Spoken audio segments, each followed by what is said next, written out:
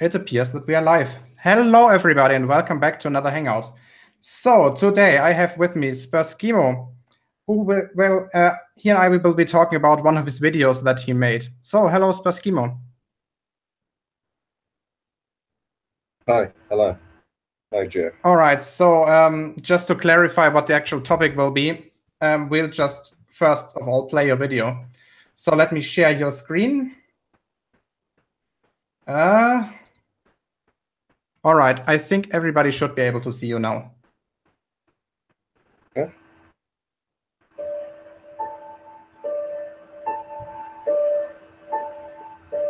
According to the information we are given, the ISS orbits the Earth in the same direction as the supposed rotation of the Earth. That is to say, from west to east. So when one records the ISS from, say, America, looking directly at the moon, we should see the ISS pass the moon from right to left, as in accordance with the Earth's rotation. So in other words, the Earth and the ISS pan left or in that direction, the moon will pan right or in that direction.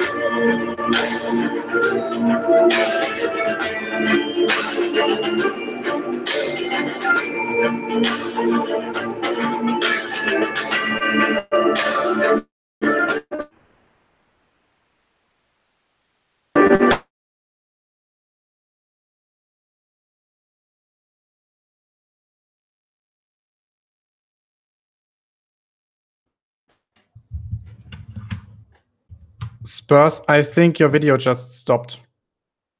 I am not able to hear you anymore.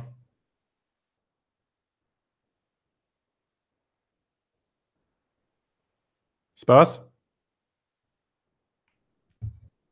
Hello?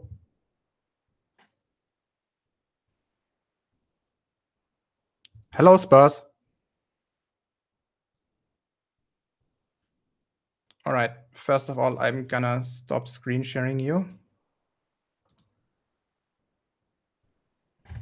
I think you might have lost connection. If you can still hear me, please do me a favor and rejoin.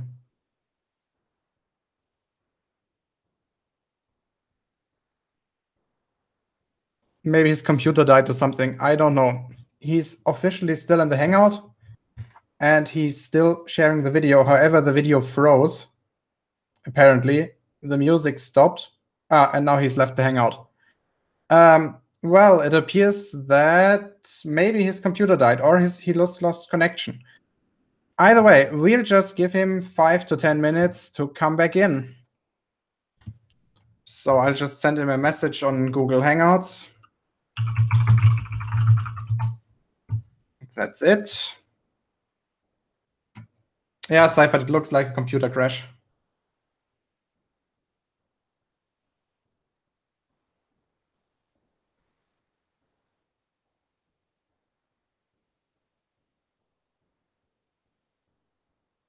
This is very unfortunate.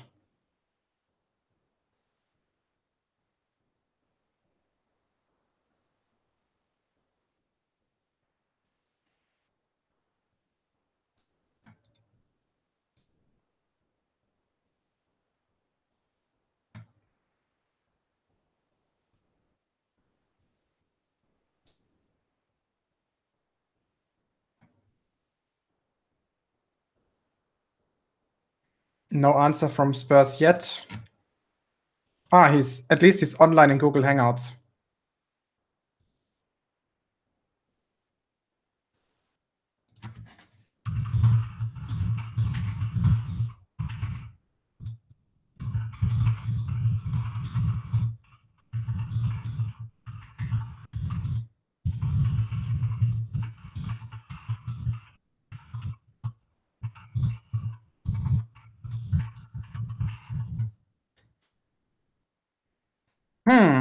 This is weird. Nestle 20, no, not yet. I want this to be a one-on-one, not one-on-one. That sounds wrong. 1 versus 1.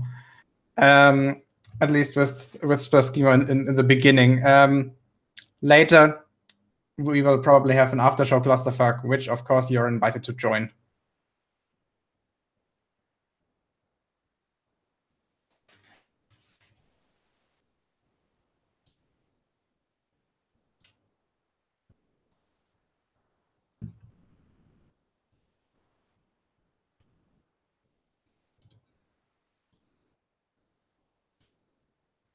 Spurs is still online in Google Hangouts.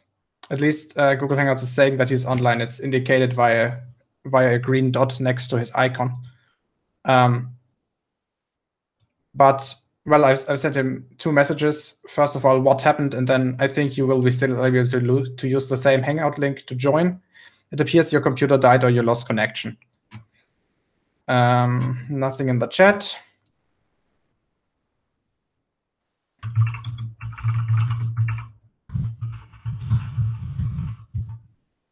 And I've sent him a 3rd message, so please join back as soon as possible.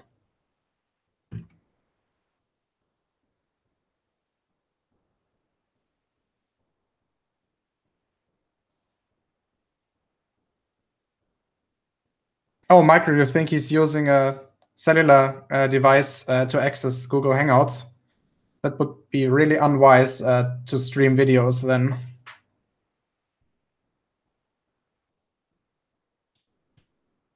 Got a message?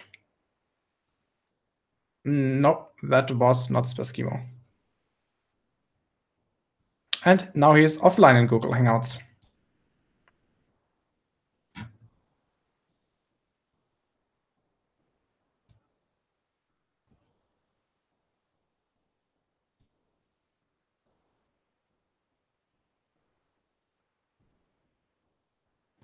All right, Spurs, I see a message now. Apparently you crashed.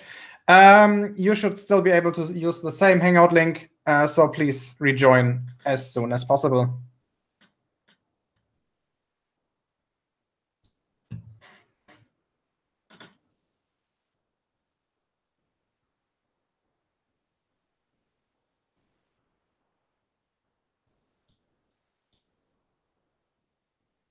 Yeah, just take your time.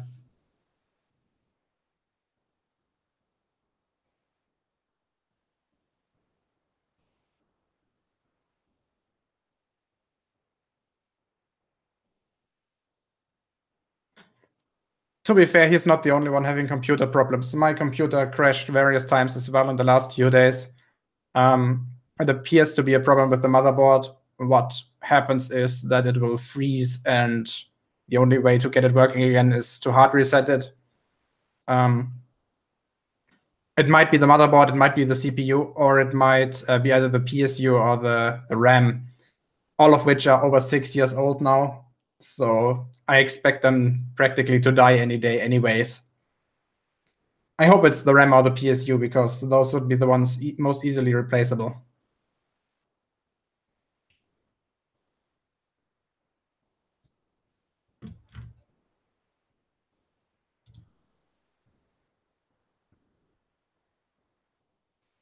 And of course, it could also be the CPU as well, but I don't think that's likely. Thinking about how rarely this bug actually occurs, about once every 5 to 6 days. So what I did to try to resolve it is to pull out one of the RAM modules and see if the problem still occurs with the other one. That's why I'm currently only down at 8 gigabytes of RAM. Ah, he's back. Hello, Spurs. Hello. Hey, your computer crashed? Yeah, just died. Yeah, all right. That's no problem. I mean, that shit happens. I think you were through with your video practically anyways, right? The argument was made, wasn't it?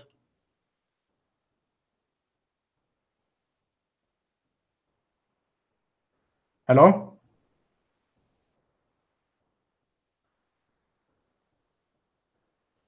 Spurs, can you hear me? I'm not able to hear you.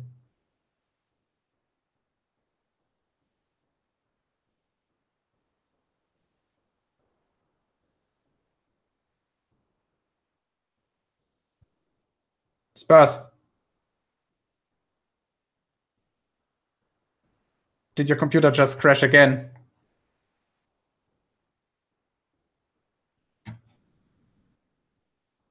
Hello?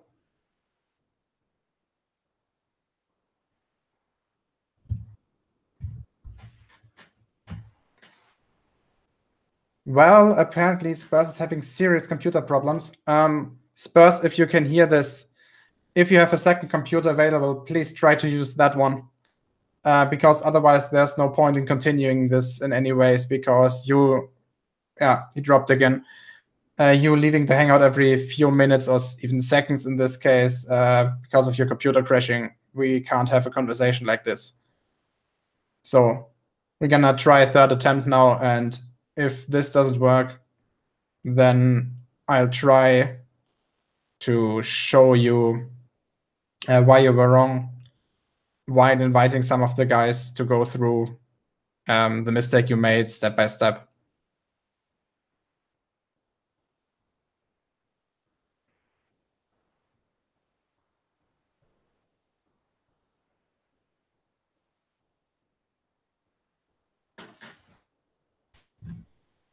Until he rejoins, what do we have in the chat? Let's see.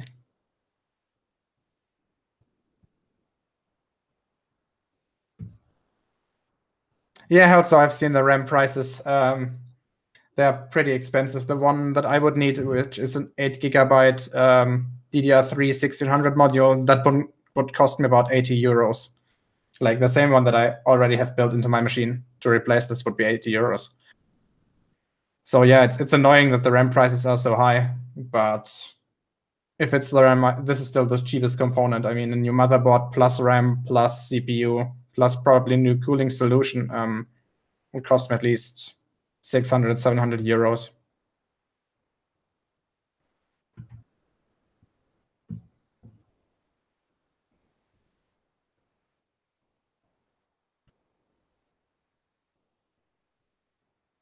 All right, Spurs. Apparently he sent another message. He's had a bad connection. Yeah, I'll wait. We'll give it one more try. If you run out again, then I don't see any point in trying to continue this. Once can happen at every point. Twice is it's a bit annoying, but 3 is impossible. Or at least then it's impossible to have a conversation.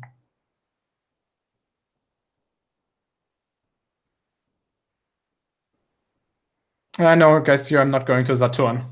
A friend of mine actually owns a computer store, so I'm buying all my parts there. A little bit more expensive, obviously, but at least you can get a replacement easily and you have 24/7 customer service.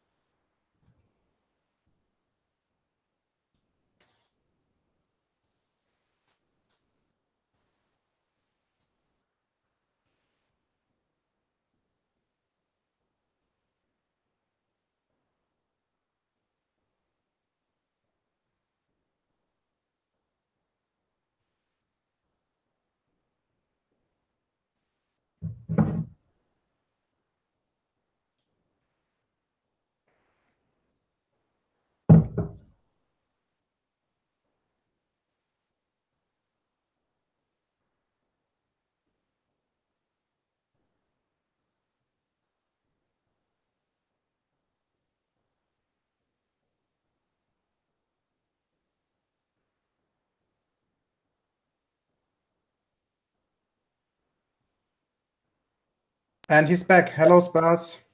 Hello. Is your system working now? What was the problem? Yeah, we've got really bad weather here, so I don't know if it's affecting the internet. Okay, so you practically made your point anyways, right? The video was almost finished, and I think the argument you had was presented. Okay. Or do you want to add anything? Well, that's basically it. As far as I understand, the Earth rotates, the ISS follows that rotation, and we should never see an instance of it going back the other way. All right, so that's the argument. Let me now debunk it. There's 2 things we actually have to know about this. One factor, which I will demonstrate now, is the actual inclination of the ISS's orbit. Can you see my screen? Yes, yes. All right. So let's start with the software called Celestia. Are you familiar with it? Do I have to be? No, not really. I'm just asking. And what this is, it's basically an atlas of our solar system and our galaxy. And one thing it continues, it's just a simple tool. It's not very accurate in any way, shape, or form, at least for low Earth orbit satellites like the ISS. But it's a good way to show the actual inclination of the ISS, which is something you already referenced in your video. So let's actually search for the ISS. There we go. And we already see the ISS's orbit around the Earth. Do you see that the orbit of the ISS is not following the equator of the Earth? The equator in this side is approximately on this line. I think it's a little further south, about here. Can you show us the way the Earth rotates? Yeah, sure. Let me just increase the time. How's this right? Earth follow. There we go. Okay, so just put that straight now then. So now we know it spins like that. Make it straight. It does spin straight.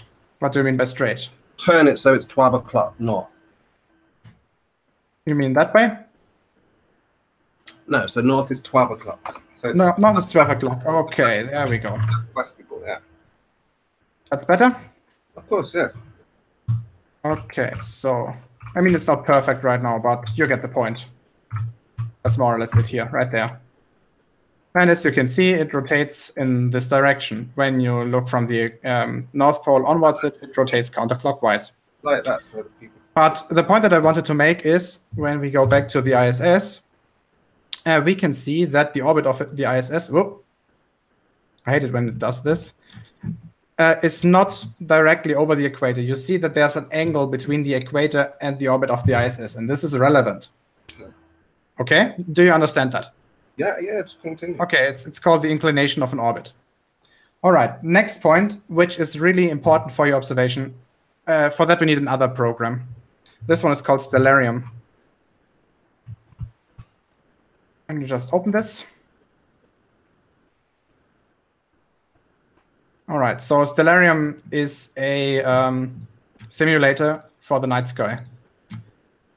What we're gonna do is we're gonna set the time and the position to one of the two observations that you showed in your video. The first one will be in Tyler, United States, which was where one of the video was taken, not the one from Reds, but the other one. So we are at Tyler, United States. Coordinates, you can check them right there. 32 degrees, 21 minutes north, 95 degrees, 18 minutes west. So that's approximately the position where the observation was made. And then we're gonna set the time to the day of the observation, which was the 2nd of December at 0 hours and I think 32 minutes. Right around there, yes. All right. So as you see, I can look around in this. I can focus or zoom in on any particular object that I want to. I can turn 360 degrees, currently looking west, now looking north. All right, let's search for the moon. And it's right there, pretty much overhead. At least judge this. All right, this was pretty much the exact time when the ISS observation was taken. At shortly after midnight. 0 hours, 31 minutes, and I think it was at about 30 seconds after the minute. When you compare this to the video, you see that the orientation of the moon is approximately the same. Now, what's important is when we actually take a look at the moon, how it's behaving in the night sky over the course of a night, you will see a particular phenomenon. And the way we're going to check this is by actually zooming in on the moon. The way we can do this is I just centrate it on this one and just zoom in. Okay, so with this tool, you can change the time. And I will now increase the time in 1 hour steps. And what I would like you to do is to actually take a look at the moon, what it's doing while I'm doing that, okay? Yeah. All right, what is the moon doing? Oh, sorry. I'm not going backwards.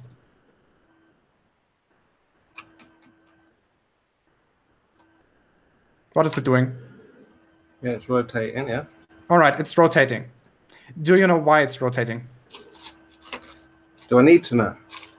I'm asking you. Do you know it? Yes or no? Do I need to know? Is it necessary to Is it? Yes, it is necessary. Because if you don't know, I will explain it to you. Well, then if I need to know, then explain to the people. Because like I say, I make this for the people to understand why we see it going in two directions. That's all you're going to explain to you. So no, actually, I'm going to explain it to you because you made the mistake in the video that involves this point.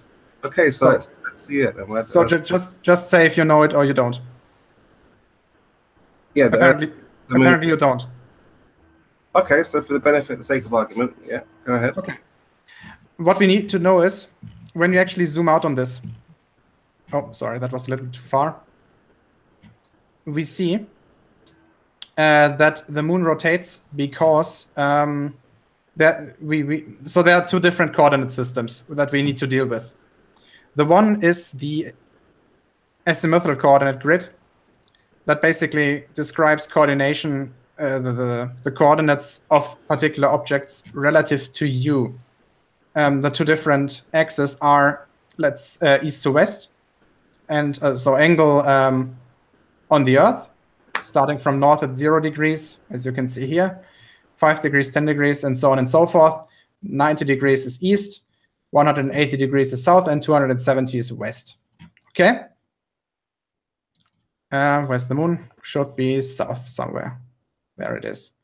Okay, this is one grid. And when we actually run through the night, we do the same thing as before. First of all, we center on the moon. Where is it? There we go. So this is now centered on the moon. We do the same thing. When we go backwards, you can see that the moon turns regarding or in regards to the coordinate grid in the background. So as you can see right now, this crater here is approximately on the bottom of the moon. And as you can see, when I go back in time, it turns this way. Now this crater is over here. Okay. Now the other coordinate grid, which is the important one that we actually need to determine in which direction the ISS is going, is called the polar coordinate grid.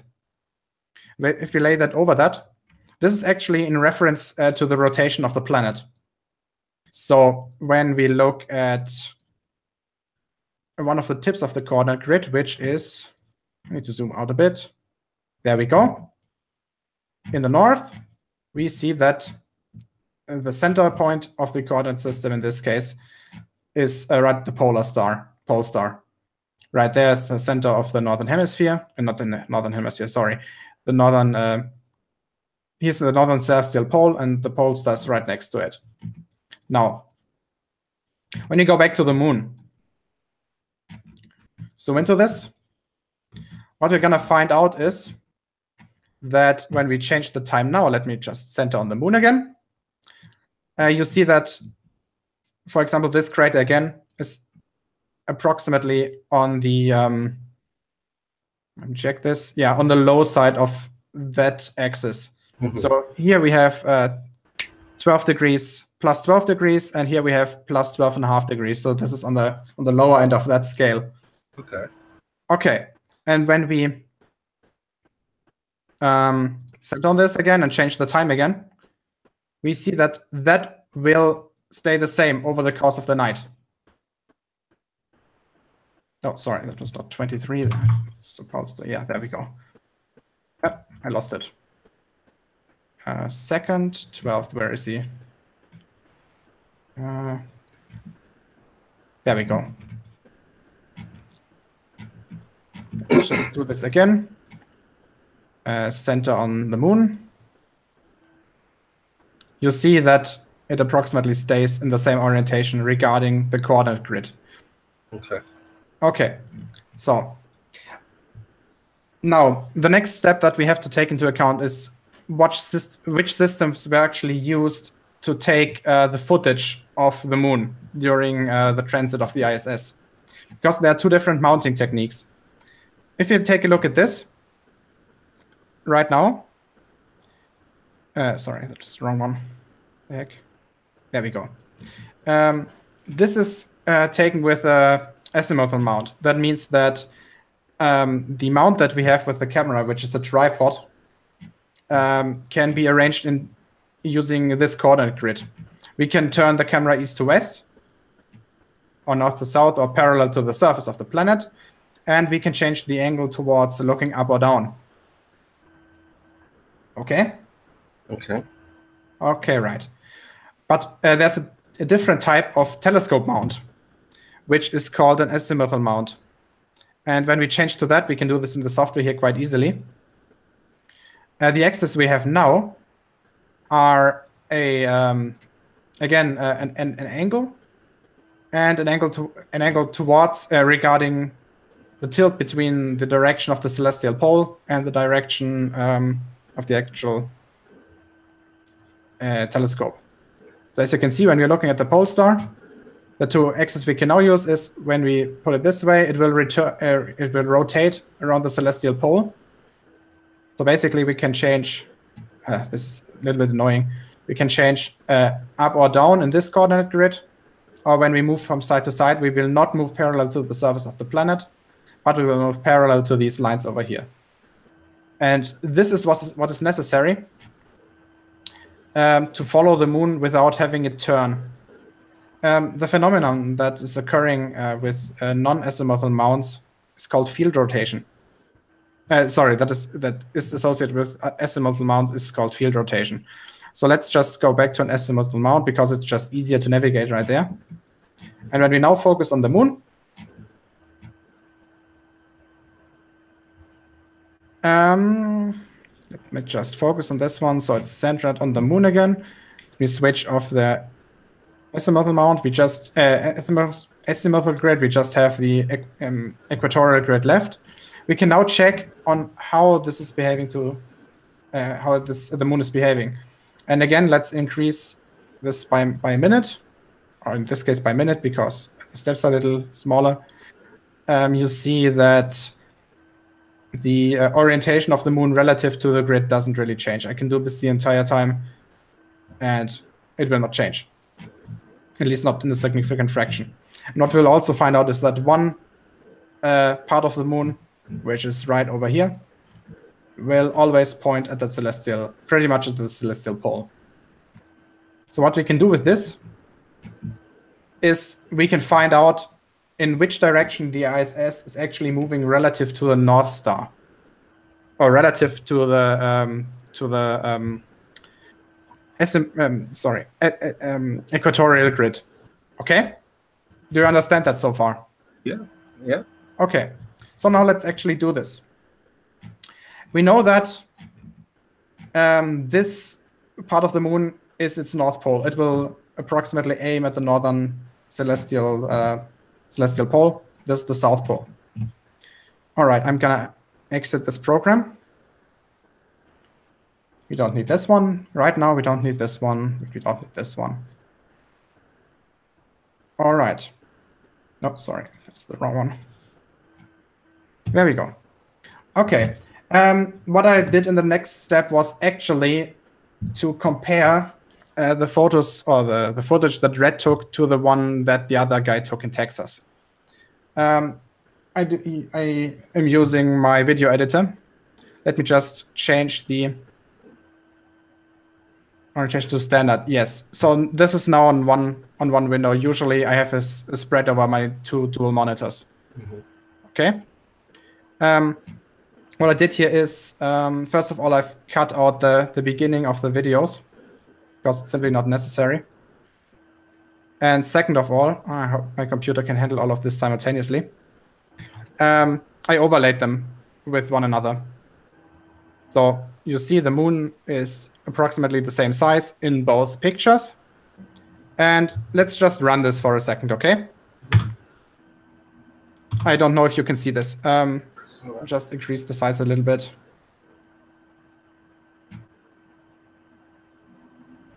And let me switch off the sound, because we will not need the sound here. Yes. Did you see it? Yeah, I saw. Okay, all right. So you saw the ISS flying through the picture twice, right? Mm-hmm. Twice.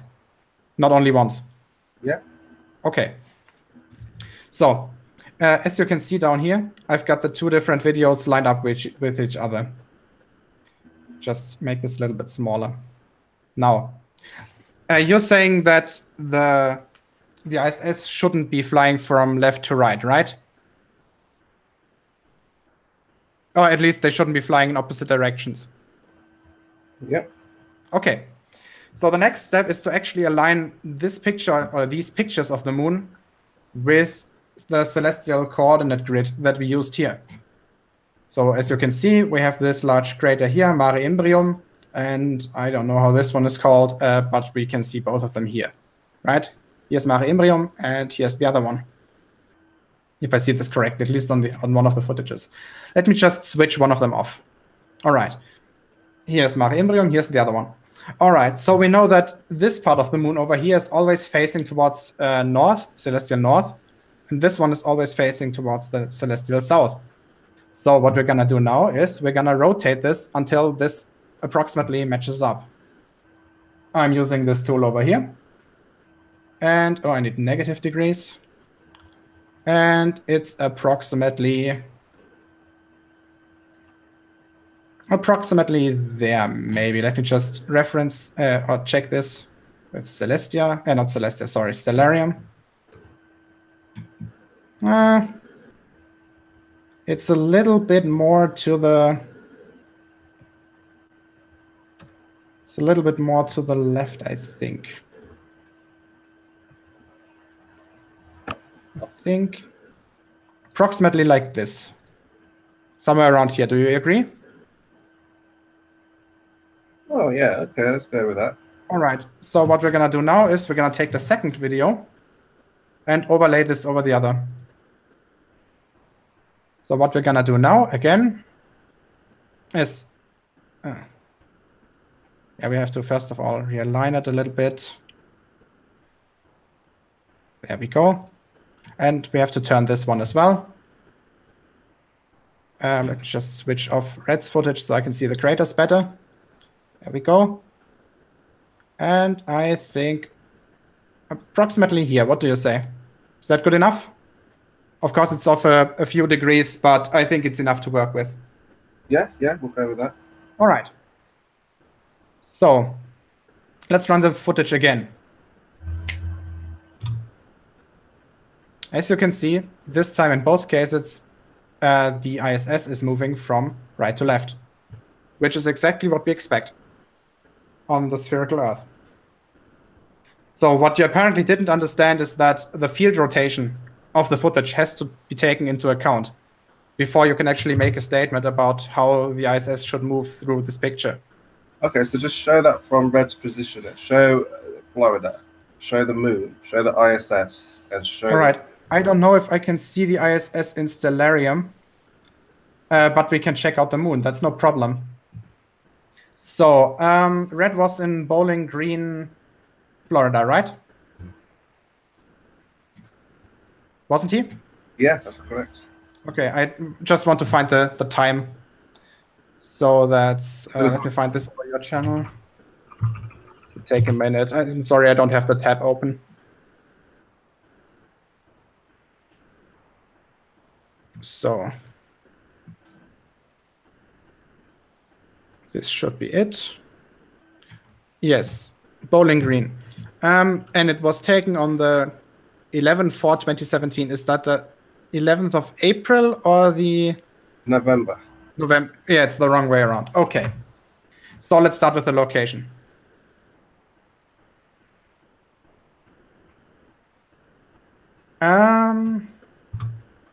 Let's use Google Earth for that. It's accurate enough.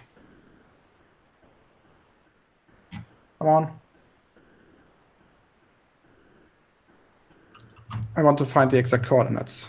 It's Bowling Green, Florida. There we go.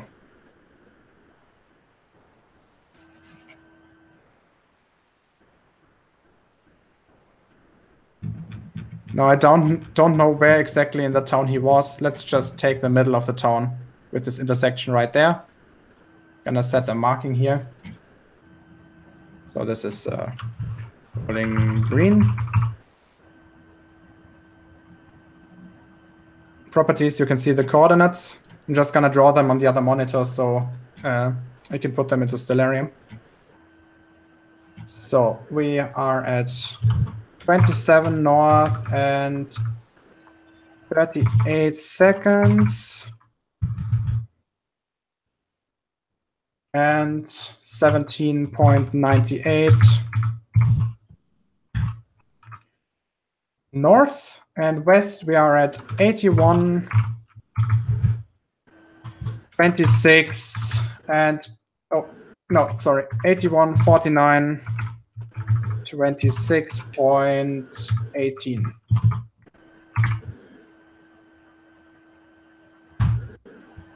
All right, now let's save this as Bowling Green, United States, GMT. Oh, this GMT +5. Let me just check. So this should be the same time zone as Miami, right? Miami, GMT -5.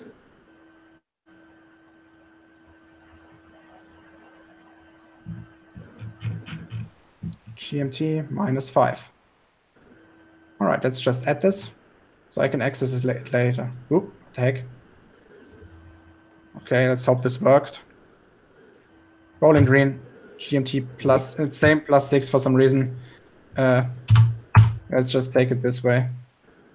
What's there? Bowling Green. All right, yeah, it's close enough. Whatever. All right, so this was taken on November 4th, right? It doesn't say the time, but let's assume it was approximately midnight. Here's the moon. Again, azimuthal coordinate grid. Just use this one first so we can determine the moon's orientation. All right, center on that one. Now going back to the video. I would have to turn it back again. I'll just do this for a second. So red's one is this. I'll just switch off the other one. And turn this back to 0 degrees. Oh. There we go. So we can see the moon was more tilted to the right, so we can find out the right. Oh, I think it's pretty close actually. Is it possible to kind of, show what red saw? So show the ISS just before as it was coming in. Yeah, again, I don't think you can see the ISS in Stellarium. Well, just do a marker. I think people will understand. Do a line or put something as the ISS that can track the ISS coming around the Earth, following the rotation, where red was standing, looking at the moon. So I'm not sure. Again, I'm not sure if I can do this. What we want to see is red kind of waiting for the ISS to approach. So you follow that path where it comes up from the, he's got to the bottom left going up, and then where it goes from it goes from a red screen. Where does it go from there? Yeah, I understand, but I'm not sure if I can find the ISS and if the data is accurate. So ISS. Okay, that's fine. Continue. Because you know that the orbit of the ISS is so low. Take your time. That it regularly needs boosting. So extrapolating the time using the actual info from that program will yield unreliable results over prolonged periods of time. Right? You understand that? Yeah, I understand that. Yeah. So the whole idea is debunking. You can debunk that going one way then another. They appeared that way. Shawn was saying. So Shawn said the footage that Red took was shortly before dawn. Let's just go ahead a few hours. Just look at the moon again. What's the time? 0:53. Let's go like for 4 a.m. or something. So center on this one. Let's decrease the time. 5:2. Okay. So let's see if we can find the ISS, but I'm not sure we can because I don't think this program is accurate enough. How did I do this? Well, I mean, you could just draw it really if you have capability just to draw the path of where. Well, first of all, in this program, I don't think I'm able to draw anything in. Okay, that's fine. It's not a problem. Just do what you can, Gio. Yeah, I know. Gonna try to find out whether it was visible. It should have been. But again, it's hard to say. There we go. It was definitely over the horizon. Not this time. Maybe one rotation further should be 90 minutes.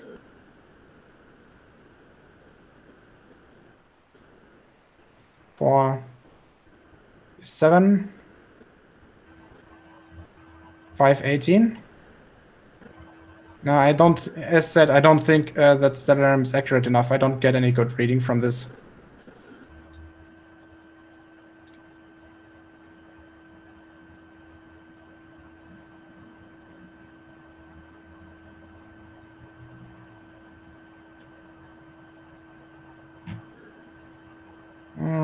It was barely over the horizon.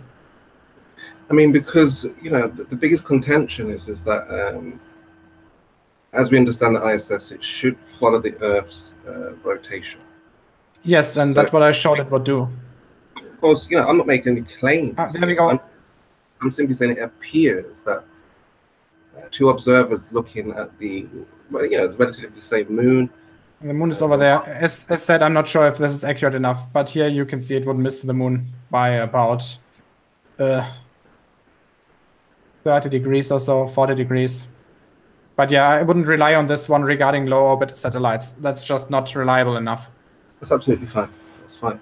Okay, but again, you can see from the you can see here that it goes approximately overhead, like from the direction it goes from approximately here to approximately there. If it would be hitting the moon right now, yes, you can see that the even though this would be like literally up, you would see that regarding to the coordinate grid of the moon and regarding to the coordinate grid of the equatorial mount, you would see that it would be going from east to west.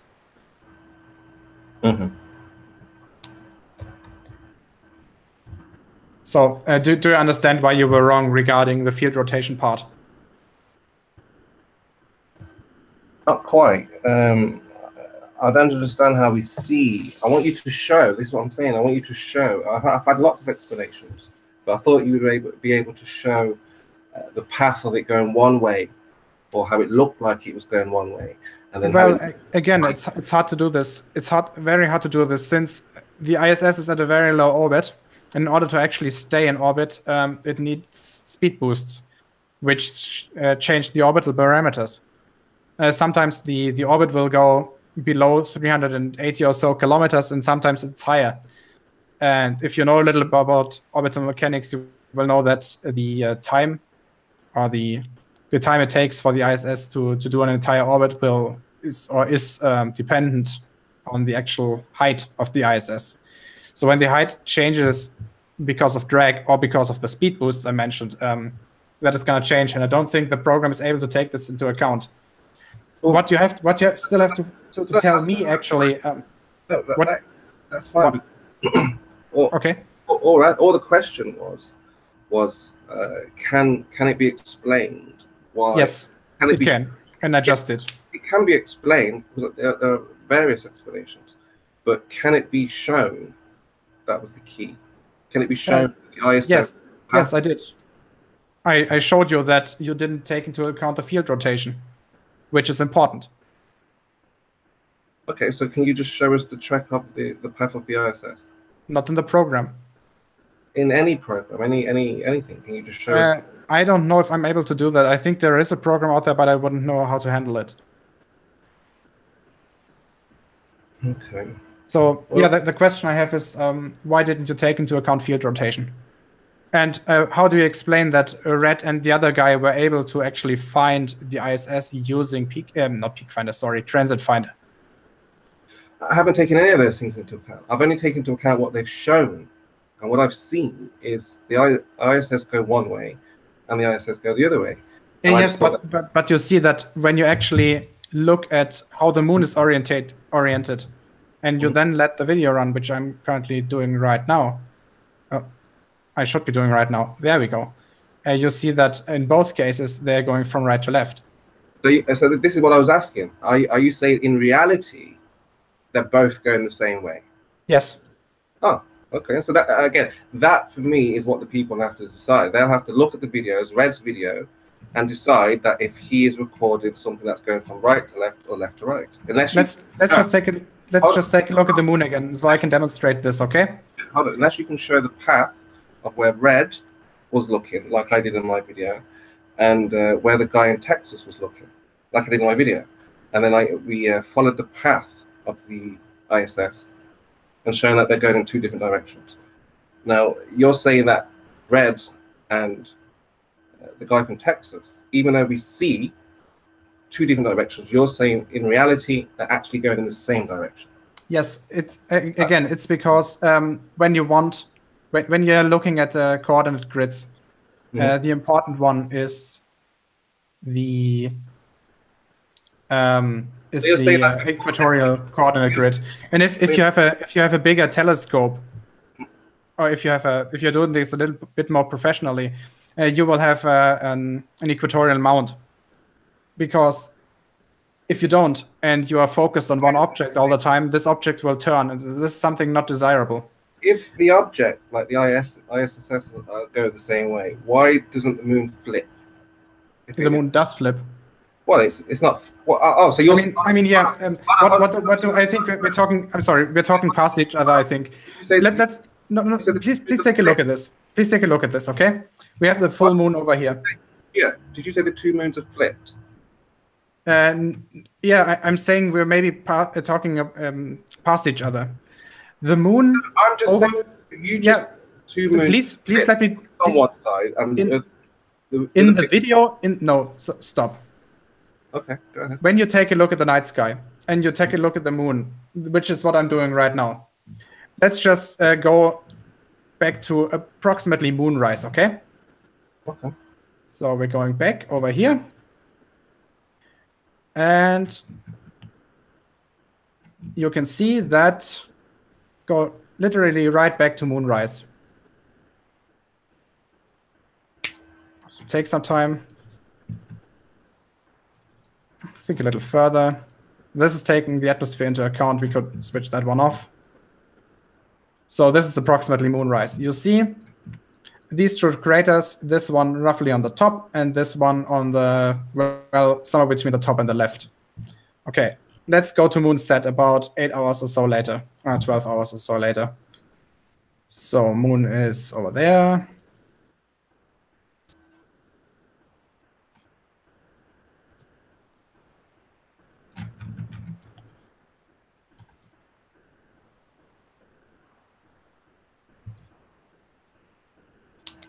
This is approximately moon set.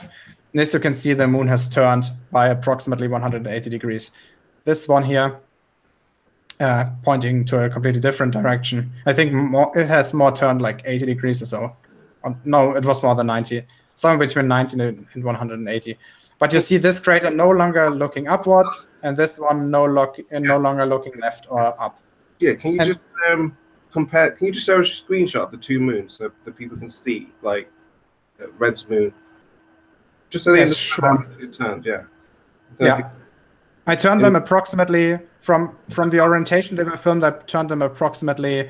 Actually, I have the numbers. I have the numbers here. Give me a second.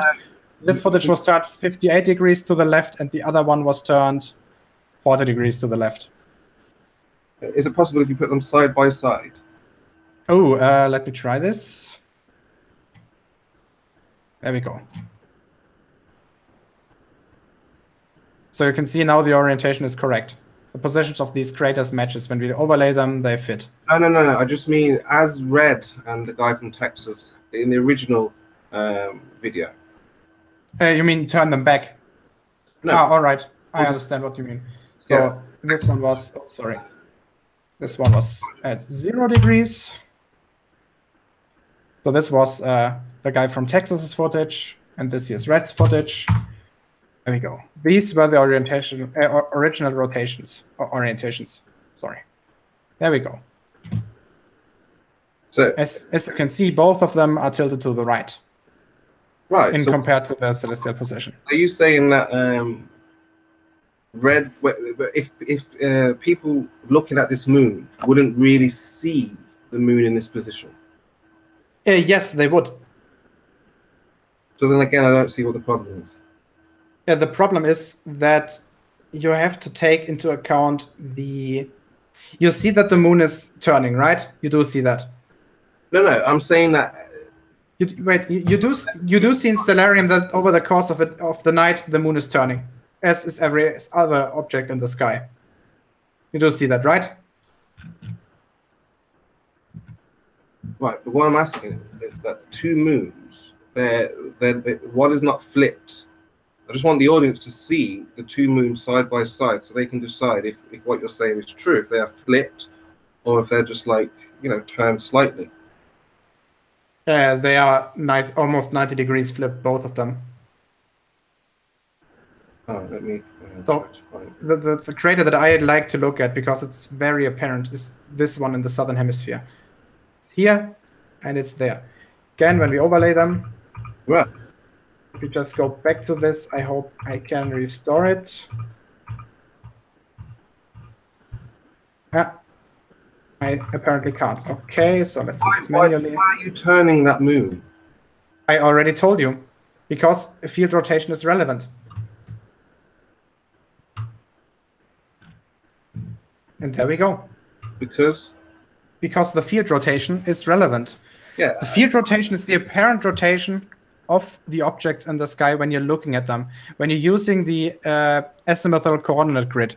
When you're not using that grid, but when you're using the equatorial grid, as professional astronomers or even better amateurs do, all the celestial objects are not going to flip. I can demonstrate this in Stellarium as well. So again, let's switch to the let's switch to the. I'm just trying to clear up your answer. I'm just trying to clarify. So I just want to clear up what your answer is to what we're seeing. You're saying that Red's video, it's not really recorded like that. It's no, I'm not saying that. Red recorded it this way. This is fine, but he didn't align it the right way. Like in Red's footage or in the other footage as well. When you take a look at this, he didn't line it the way. He showed the before he zoomed in. He showed where it was. It was fine. It was perfect. Everything through that camera. Yes. Look at this again. In this footage, let me switch off the other one. This is the one that Red took. Which direction, as seen from Red, is downwards in his footage?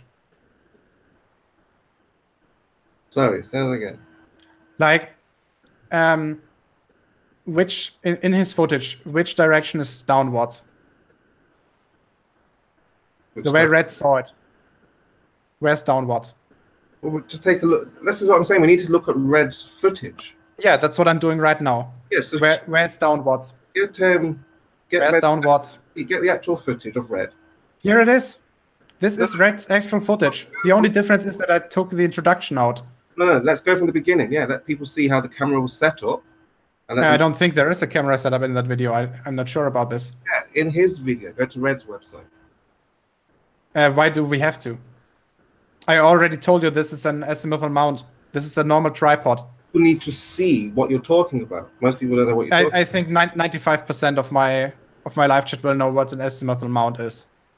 Okay, but there are a lot of people here who would like to see what you're speaking about, just to strengthen your case.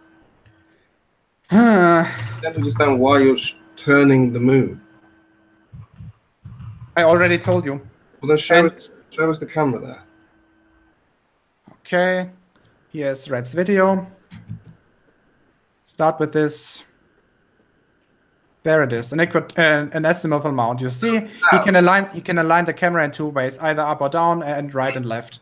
This is a typical azimuthal mount. So he's looking directly at the moon. Anything that he looks at, are you saying is back to front? Back? No, I'm not saying. What do you mean by back to front? You've just said that Red's ISS is actually going the other way. It's not really going. No, as seen from Red's position, using Red's equipment, this is going the way that Red recorded it. The problem is just that the camera position or the camera orientation is not good to determine the actual direction in which the ISS is going. You have to know how the azimuthal coordinate grid is the equatorial grid is looking. In which direction is the... Looking at something going across the moon won't be able to determine if it's going left or right. Because left or right is completely arbitrary on your position. Yeah, but then how do we know when we look at the other video if it's actually going to the left?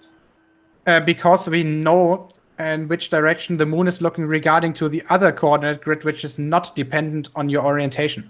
Did you show that? Yes, I did. In both programs. No, like this, to show that looking at the moon. All right, let's go to the program again. So I am now in azimuthal coordinate system. Okay, so let me switch this off.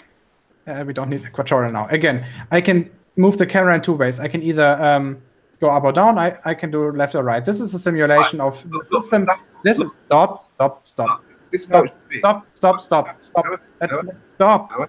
Go ahead. Stop. Let me do my argument first. Okay, go ahead. You can move the camera up or down, and you can move it left or right. Okay. Now, as I've shown before, using this technique, the moon over the course of the night will turn. Now, what I'm gonna do now is I'm gonna simulate a different kind of mount for this. First of all, I'm gonna center on the moon. What I'm going to do now is I'm going to use an equatorial mount. And when you use the equatorial mount, first of all, we can see we can no longer move right to left in a way. We can only move, the right one. Yeah, we can only move relative to the equatorial coordinate. We can only move regarding to the equatorial coordinate grid. As you can see, the entire thing is tilted now. Do you see that this is tilted? This is the horizon on one side. Okay. When we go from left to, when we try to move from left to right, this will tilt. It's because the one of the axes of the telescope is aligned with the Earth's axis. Here we have the pole star here. Now let's zoom in on the moon. Okay, gonna center on the moon again, and now I'm gonna do the same thing as before. I'm gonna change the time. Do you see that now the moon is barely moving? It's barely turning. Do you see that? Yeah. All right. So this shows that when you use this coordinate system and this kind of telescope mount, the apparent rotation of the moon is irrelevant, because it is literally what this coordinate system and what this mount is for. So, for example, with this way, you can take long exposure shots without the thing blurring because it's rotating. With this system, you can actually find the stars more easily, and you can observe planets, moons, whatever, over longer time spans. This is what this is for. This is why more professional astronomers use this coordinate system and this type of mount. Okay. So again, when you use this kind of mount, center on the moon again, oh, what the heck? We can see that the moon does not turn. And this is what needs to be used. And this is what cannot be done when you're using the wrong kind of telescope mount, which is what Red was doing, and which is also what the other guy was doing. And which is what has to be accounted for. Using the wrong telescope. Not the wrong telescope. I'm saying he's using a mount that is not good for these type of observations to actually find out the directions. You have to account for this by taking into account basically the distance between, or the angular difference between these two coordinate grids. That's what you have to do. Do you see that these coordinate grids are angled towards each other? They are not parallel. Do you see that? Okay. And this is because I'm now back in the azimuthal coordinate system. It's because directly overhead at your position is not where celestial north is. Celestial north is over there in the north, obviously. Directly overhead is directly overhead. Those two different points, that one and that one, those are different. Those are angled towards each other, and that angle is actually dependent on your latitude on the planet. This is what needs to be accounted for when you're trying to take these observations. And this is what needs to be accounted for when you try to actually determine the angles in which the ISS is moving. Can I just clarify? If people take a camera out, you're saying that they can't be sure whether the object that's flying past them is moving left or right? They can be sure. They just have to account. Well, first of all, left or right is completely arbitrary. So that's what I'm saying. When we look at the moon, it's never left or right. Something going across the moon, are you saying it's not left or right? From your position, it is seen as left or right. So that's what I'm saying. Are you saying that when people look through their camera at the moon, are you saying it's not left or right?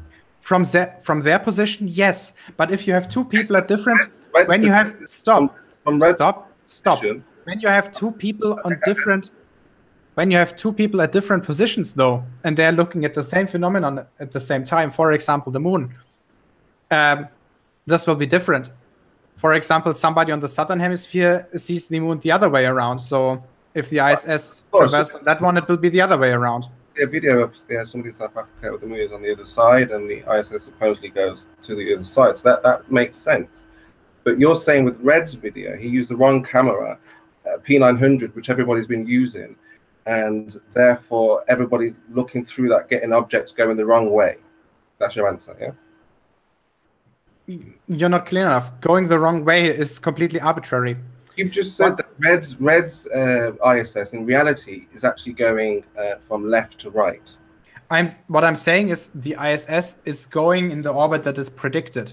Left or right is completely dependent on where you are on the planet. You're talking about Red. where red is on the planet, and you're saying that where red is on the planet, he is not actually seeing left to right in this position, yes? Red is seeing, let me check this again, which what it was. Red is seeing right to left using the azimuthal mount. But if he were using an equatorial mount, that's what I'm saying. That's what I'm saying. So people with the P900 using this mount will get things that go in the opposite direction. Not celestially. In the okay, go on, carry on. Sorry. All right. So when you use this non-equatorial mount, this azimuthal mount, you will in your frame, down will always be down. Do you understand what I mean? Yeah, sure. Go ahead. All right. But in the azimuthal mount, so in which coordinate system am I? I'm in azimuthal. Okay. So in this azimuthal system, down in your frame, let's just say you have a camera frame here, right? Mm-hmm. Down will be always towards the Earth. Up will always be towards directly overhead. Okay. This is not the case in the other system. Okay. When you actually turn this to the other one, you'll see that upwards will always be towards the celestial pole. Come on, where is it? There it is, pole star. And downwards will always be away from the celestial pole. Do you understand the difference? Yeah, sure. All right. So there's your answer. So you're saying we didn't see what red saw? We would see the exact same thing that red was seeing. But when red was looking at the moon with his camera, I already told you. I'm just clarifying. When red was looking at the moon with his camera, you're saying that the object that went past the moon wasn't really left to right. From his position, it was left to right, but it was still moving from west. In reality, hey, you interrupted me again. I'm sorry. Sorry, go ahead. From his position, as seen with the azimuthal mount, it was going from pretty much bottom to top right. Yes, it was going from left to right. Mm-hmm. But here's the big but. Mm-hmm. To actually find out whether this the ISS is going from west to east over the planet, mm-hmm. Predicted by its orbit, or how it's predicted by its orbit, you have to take into account the field rotation that I was describing. If you do not do this, you will get the wrong answer, which is exactly what you failed. I'm sorry. No, it's not that I failed. I'm just saying for yes, it is exactly where you failed. You made that video and you claimed that there's something wrong with it. I can show that you're wrong on that point. It is you who fucked this up. Sorry for swearing. Well, like I said, it was a question that I asked, and so basically what you're saying is that people with the P900 who go to Florida and look at the moon and see the ISS go past, they're going to see it in the opposite direction in their P900, but in reality, no, not all the time. Not all the time. No. First, there's two things. First of all, I already showed that the orientation of the moon and the orientation of all the other things. Again, you did it again. Let me make my explanation. God damn it. Okay, sorry again. Go ahead. When I already showed you that the orientation of the objects in the sky changes overnight. You saw that, right? Let me just go back to azimuthal mount. So right now, moon, these two craters on the right side, a few hours earlier, I'm sorry, 19, where is it? There it is. As you can see, orientation of the craters the other way around. They used to be here, and now they're there. About maybe 120 degrees or so difference. All right. Mm-hmm. So that means that when you see the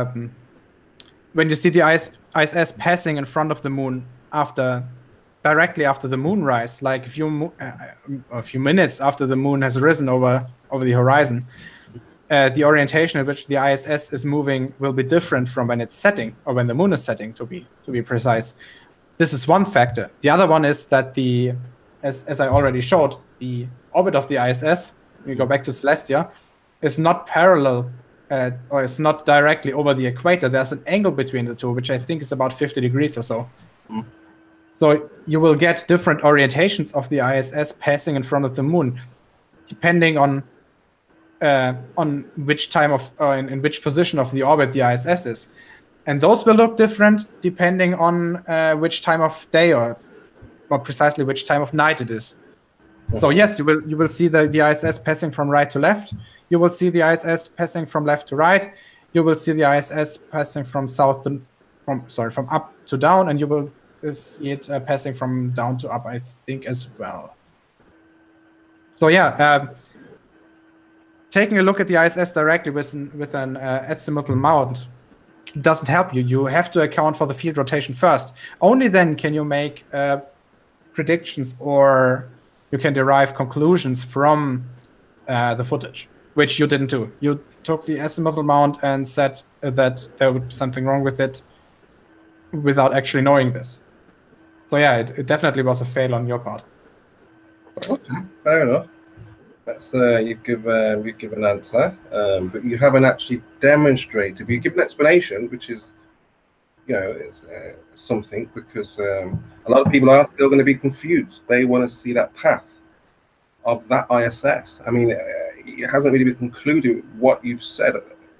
Are you saying it's supposed to go that way against the Earth's rotation? It is not going against Earth's rotation. That's what I'm clarifying. So you're saying that what we're seeing is not actually what we're seeing. You're not understanding what I'm actually saying. The ISS is going in a prograde motion. That means with the rotation of the Earth. Yeah, that's right. Yeah. But you can't directly translate east to west or west to east to right to left. You can't do that. You have to take into account the field rotation first. Like if you're saying the ISS is going from right to left, you can't automatically say that it's going from east to west or from west to east or whatever. You have to take this into account first. But I'm just asking you what you're saying. I'm still trying to clarify it, clear, because you keep saying I don't understand. We've been clarifying for 20 minutes now. I've explained it 5 or 6 times. So okay, so what we see in Red's video, what are we seeing? Tell us what we're seeing. We are looking at the moon. Mm-hmm. On an azimuthal mount. Azimuthal mount. That's true. Yeah, what is the actual direction? What are we seeing? Which way is it actually going? Because it appears like it's going with the moon against the Earth's rotation. So what are we actually seeing in this video? I already told you. So let's go back to Red's video, okay? So this is Red's video. Do you know in which direction the camera is facing? Towards the moon.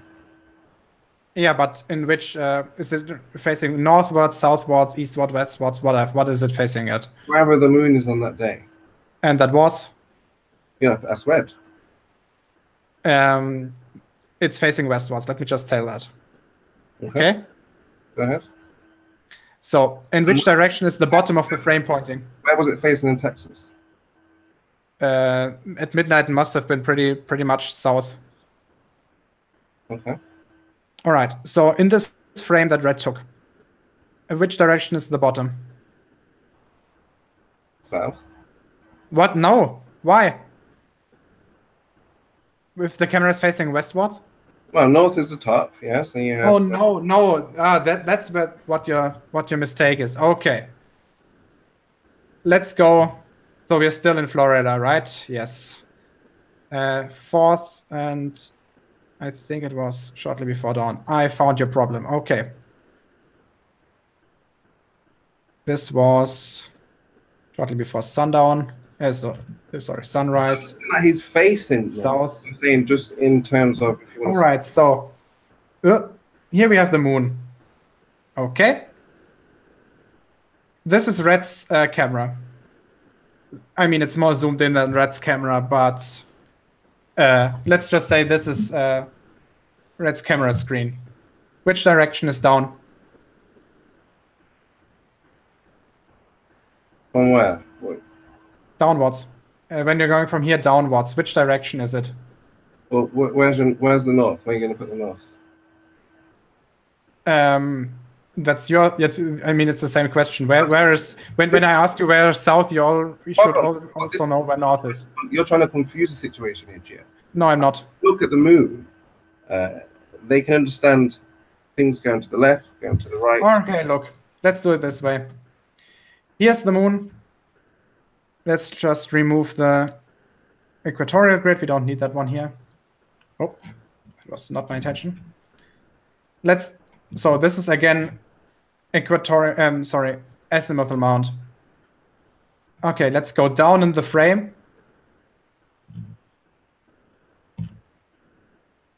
And we end up westwards. Okay? So when you're saying that Red's footage down in his picture is south, that's wrong. No, absolutely. No, I'm not saying that. I'm sorry, that's exactly what you said. Okay, if that's what you want to say. I'm not saying that, but that's, you know. All right, look again. Look. In his footage,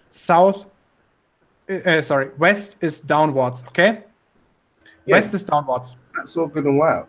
Okay, in the other footage that we had, which was taken at midnight, let's just go back to this position. Where is it? So we were at Tyler, Texas. Already at Tyler. Now I'm at Tyler.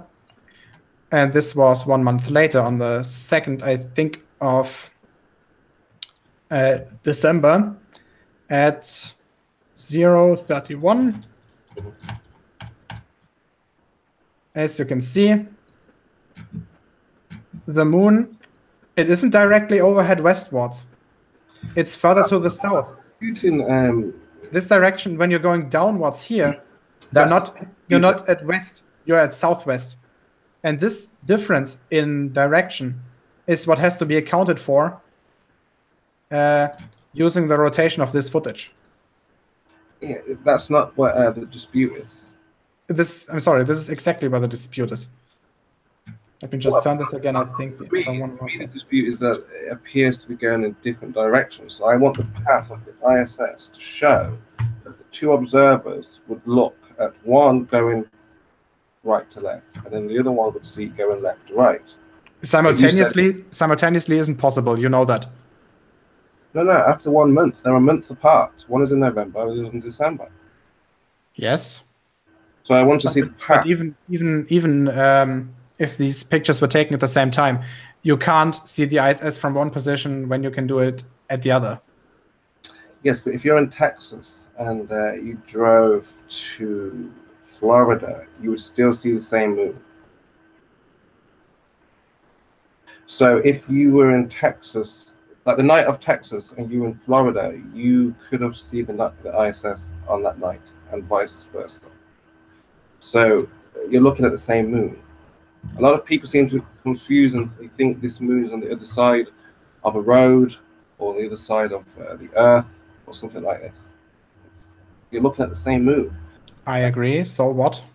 So when you see an object that's going with the Earth, it should follow fashion. It should go in accordance, and it doesn't. It looks that way. We're trying to explain why. So it's going in accordance. I already explained this to you. You're showing us it going the other way. No, I didn't. Again, you're mixing up east to west and right to left. Right to left is completely arbitrary on your position. Left and right are.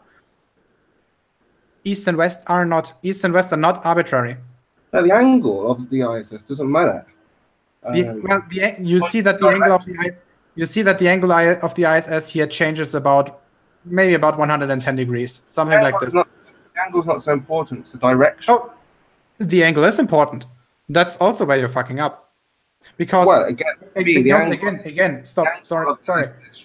Again, going back to the actual orbit of the ISS, we can show that it's tilted towards the equator of the planet. Can I maybe draw this? I would like to have the coordinate grid of the Earth drawn onto this model, but unfortunately, I don't think that's possible. Yeah, wrong one. There we go.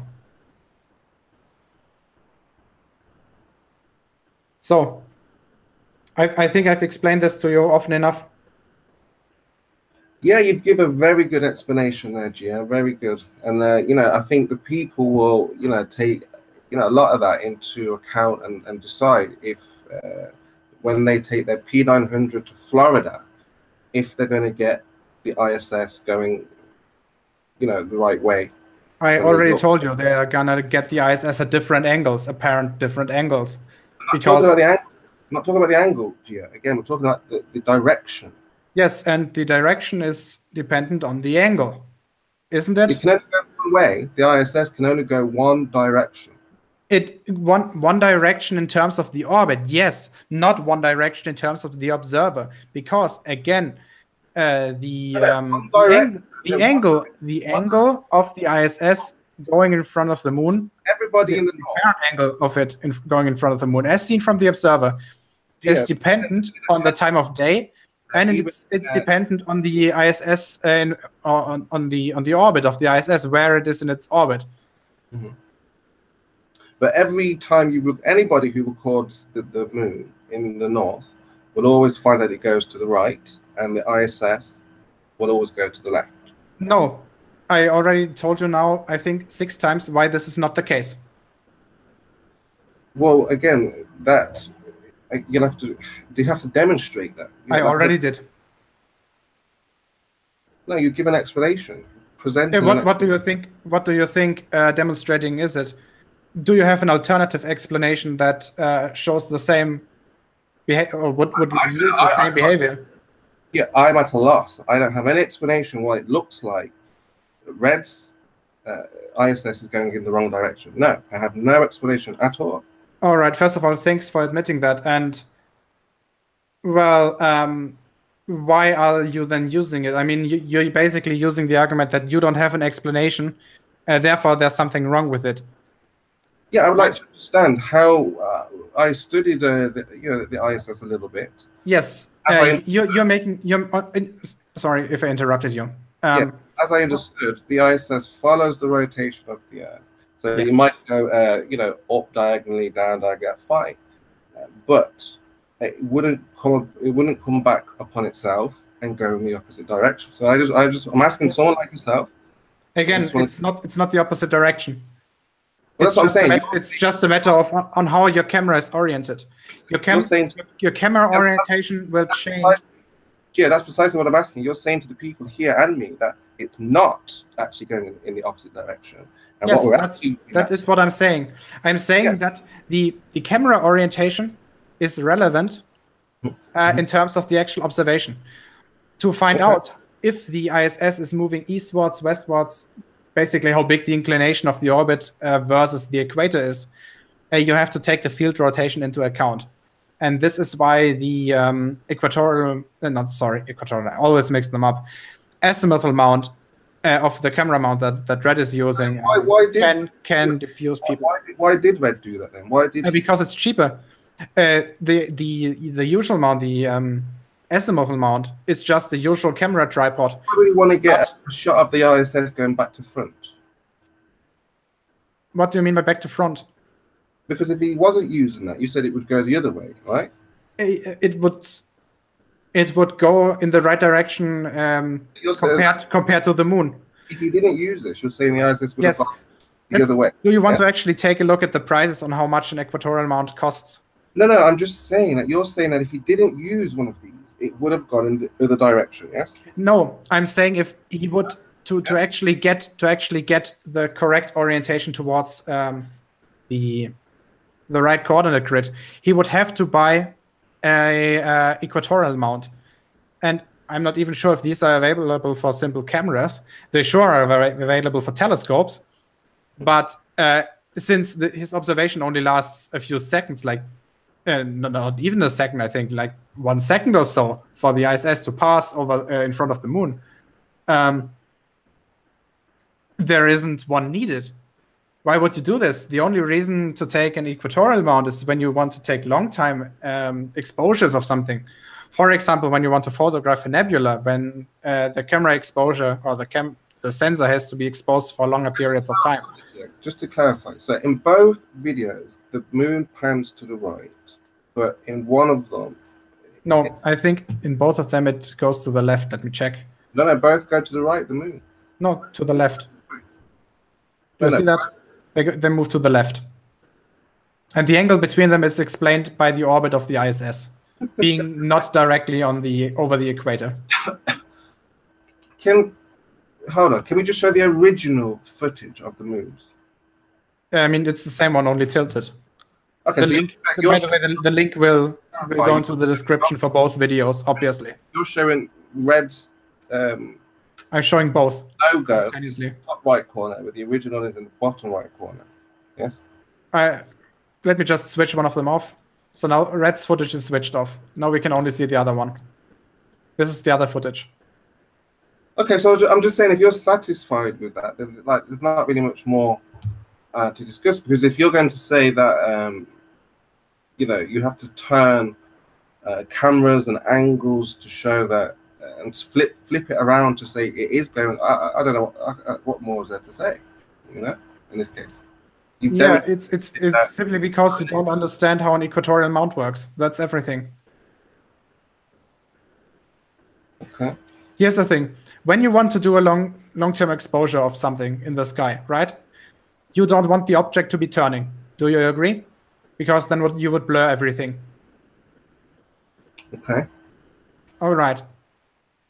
And the way that this is done is using the equatorial mount, where one of the axes of the mount is aligned with the rotation of the planet. And then you have two angles by which you can set it. One is like in altitude. Let me show. So equatorial mount as equatorial coordinate grid. I mean, unless you want to open up the Hangout, I mean, I just want to clarify. So again, the two axes. One is relative to the. If you want to open the Hangout, you can. But I just want to clarify what you're saying. Just so I understand what you're saying here is that in Red's video, we're not actually seeing what is really happening. It's reversed. Yes. No, not reversed. It's going precisely in the way that we predict it to go. So why are you reversing then? I already explained to you. Because I'm asking you this. I'm saying in Red's video, we're not actually seeing what is. You'd have to do what you're doing to see what is really happening. Yes, and that we are doing this because we're doing this because what we're doing is we're practically aligning the video that Red took with an azimuthal coordinate system, or with an azimuthal mount. We are aligning this towards east and west in terms of we're turning the video to match up with the equatorial coordinate grid. That's what we're doing. Okay, that's fine. So I mean, I don't need to keep asking the same thing. Yep, that's all right. We are now at 1 hour 45 minutes. Well, actually, more like 1 hour 15 minutes after your computer problems. So I think I'm going to open the Hangout for the rest. Questions? I'm not sure if there is, but yeah, sure. I mean, first of all, when I open this, do you want to stay or do you want to go? Yeah, because there might be some questions. I don't know. I'll hang around. Sure, why not? All right. So I think we're just gonna get some people in. Let me just invite somebody. So I think about maybe 5 people is fine. And I'll be right back. All right. So Shawn. Micro, do you want to join? Ever. Trumpets wanted to join earlier. Let's get him here. Riley, not yet. Helsoy. Hello. Hello. Well, you know I've been going off. Oh yeah. So I don't think I'm able to explain this in even smaller steps. Well, I'm going to try, because you actually touched on it and then you let him derail again. Probably, yeah. That's a little weak point of me. And you know me, I like to press a point.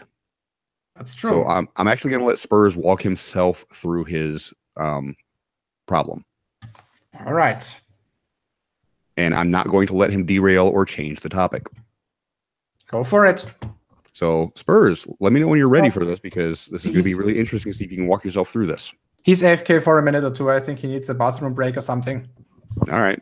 Actually, I'm going to grab a new cup of tea. Give me a second. And yes, you have the picture on screen that I want to use. Hello. Hi, Micro. So, you can debunk him with one frame. I can debunk him with one frame. I'm looking forward to that. That's gonna be fun. And here's the best part. I'm gonna let him debunk himself. You cruel, cruel human being. Because if he actually answers honestly, he already debunked his own video. Oh, did Spurs say that he would take 15 minutes? I don't know, but I'm really anxious for him to get back. Well, let's just give him some time. Well, because he did watch my hangout last night. He just wouldn't come into it like he said he wanted to. He might want to water cool his brain right now. So let's just give him a little bit of time to cool down. He's gonna need more than 15 minutes. I'm gonna ask you a question, Gio. What do you think the blood going through your brain is for? Oh, yeah, that's the point. Everyone's brain is water cooled, technically.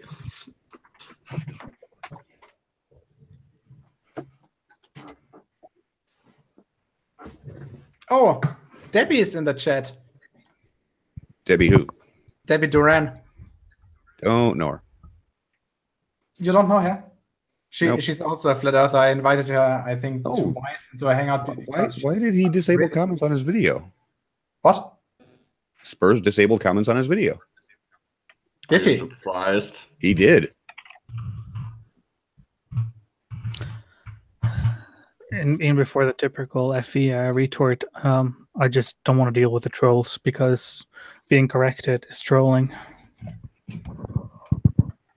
Well, oh yeah, you're right. It's disabled, and I'm not talking about Spurs here. Well, I'll not comment on that because that's mean. Yeah, this isn't a Reds hangout, so.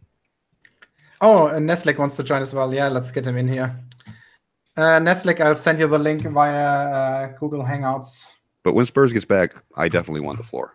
Yeah, sure. Different. You deserve it. So is I'm considering firing. Oh, Neslik, sorry, I can't see you in Google Hangouts. I'll send it to you via YouTube chat.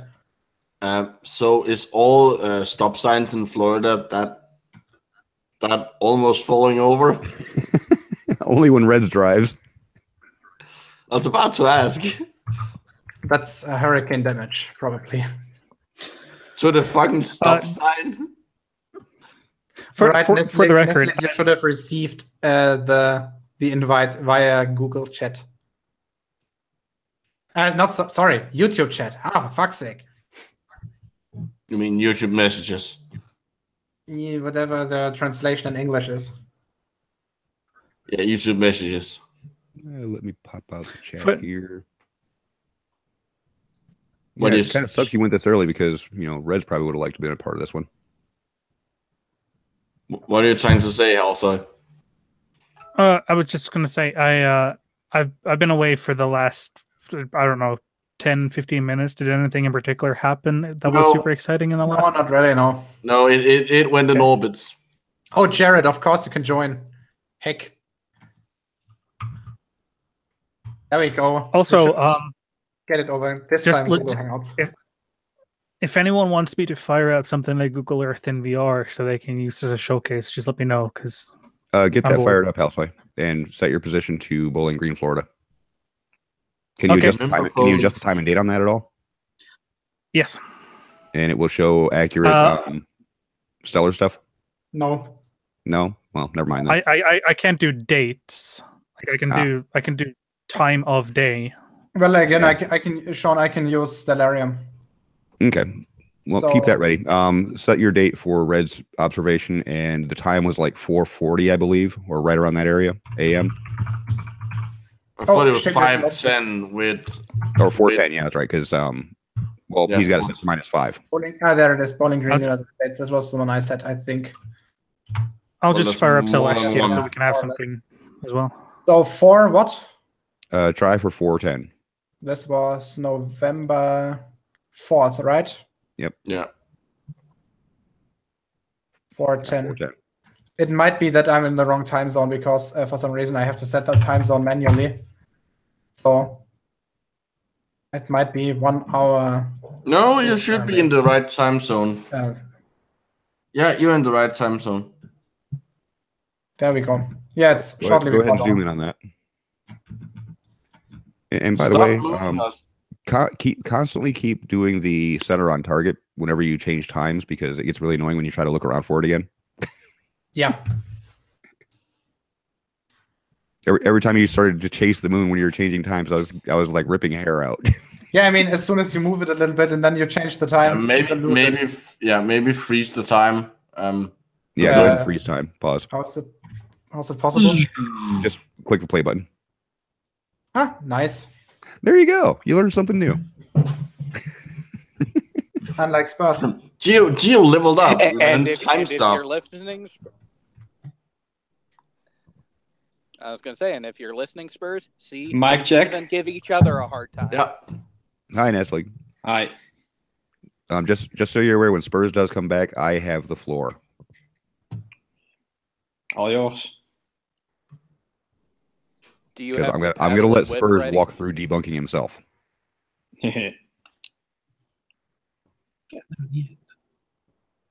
Oh, hello, Rumpus. I didn't notice you. Yeah, I was there. I came and went, and then come back again. All right. So I'm going to mute until Spurs comes back. So I'm going to now shamelessly plug my channel again. On Saturday, the Rumpus will give his infamous presentation regarding the Isle of Man. This time uninterrupted. So have fun with that one. Yeah, it could be a bit long, unfortunately. Given the number of idiocies that have come out of the woodwork, like the spherical geometry drop and hidden and stuff, and a couple of other things. Actually, Rumpus, are you going to account that the smokestacks have been identified? Oh no, I haven't actually. I was just about. Yes, I've seen you do a video. When? Sly has supposedly identified the smokestacks. Oh, not supposedly. He lined them up. They match. Oh, when did this happen? They're exactly what everybody was telling Anthony what they were all along. They're freaking hedgerows. Yeah, I was gonna say it's what's been claimed it to be for. I see. Slice video 2 hours ago, of course, right before I started my hangout. That's right. Yeah, you started yours. Yeah. And I have coined that video Isle of Hamanana or Hamanana. Hamanana. Hamanana. Hamanana.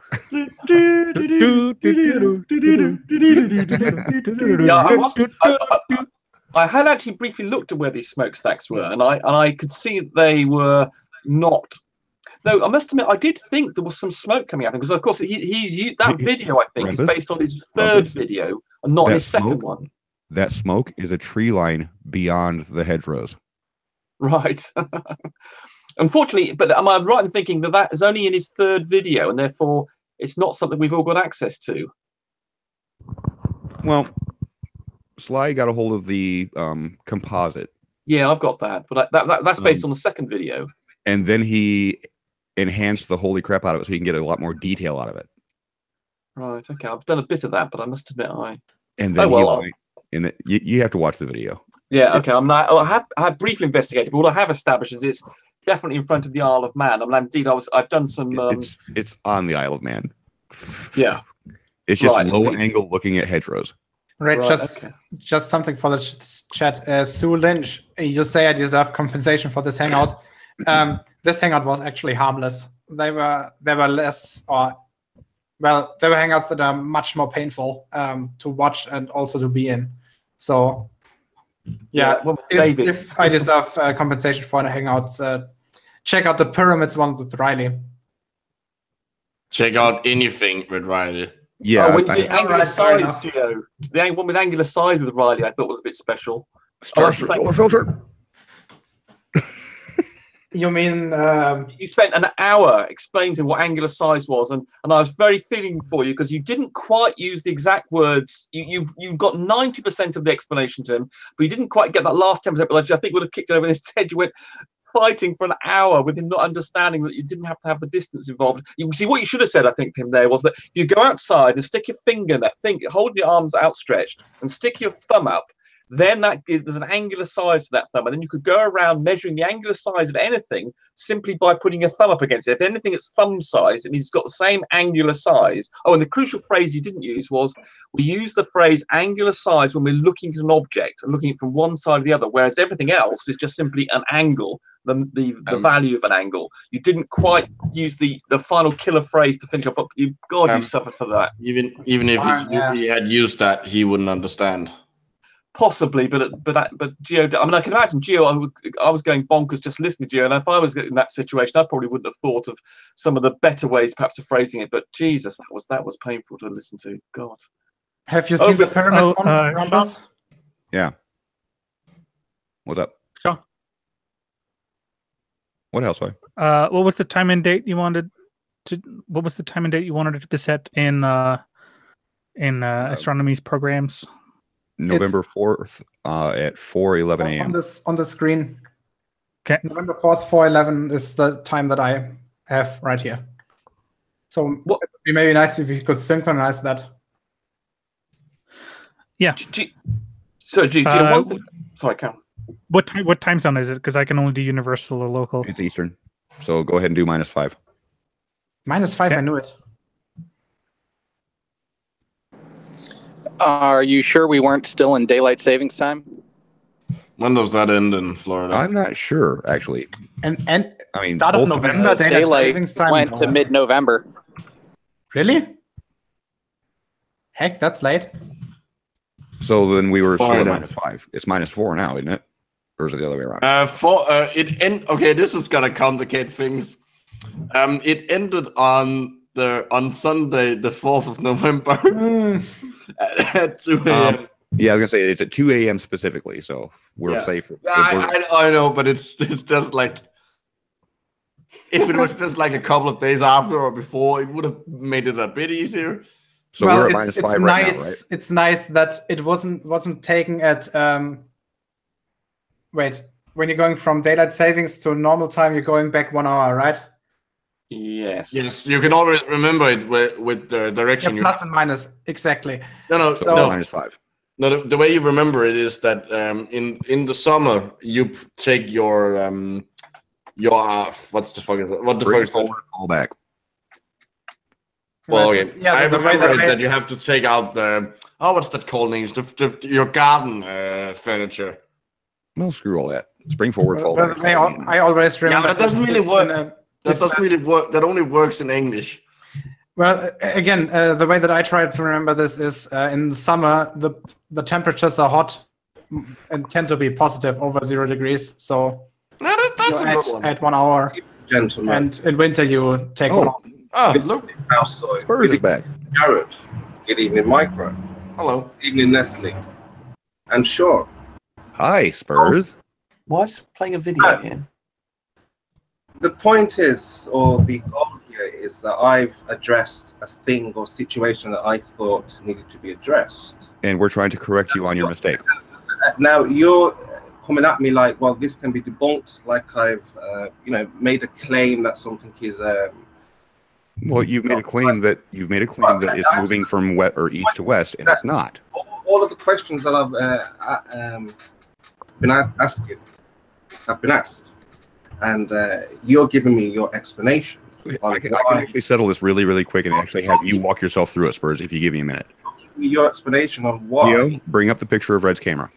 Sure. Yeah, that's all I'm asking for. I'm saying you're giving me the explanation. And if you'll listen and actually answer questions honestly, Spurs, don't interrupt. Spurs, don't interrupt. You're not changing topics. We're going to cover this, and you're going to walk yourself through it. Last 10 minutes speaking, and I've just been waiting, listening. Let me have my say, so we can clear up what I'm asking for, so we don't get confused.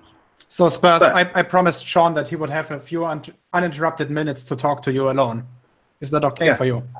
Well, yeah. If it's going to not be rude, then just let me get. All right, but please do me a favor and don't interrupt Shawn. And Shawn, also please do me a favor and don't interrupt Spurs. Should that happen? All we're trying to clarify is that I see the ISS going with the moon, and I'm going to talk to you. I'm going to talk to you. What I see, right? I see in one video the ISS going with the moon, which is against the Earth.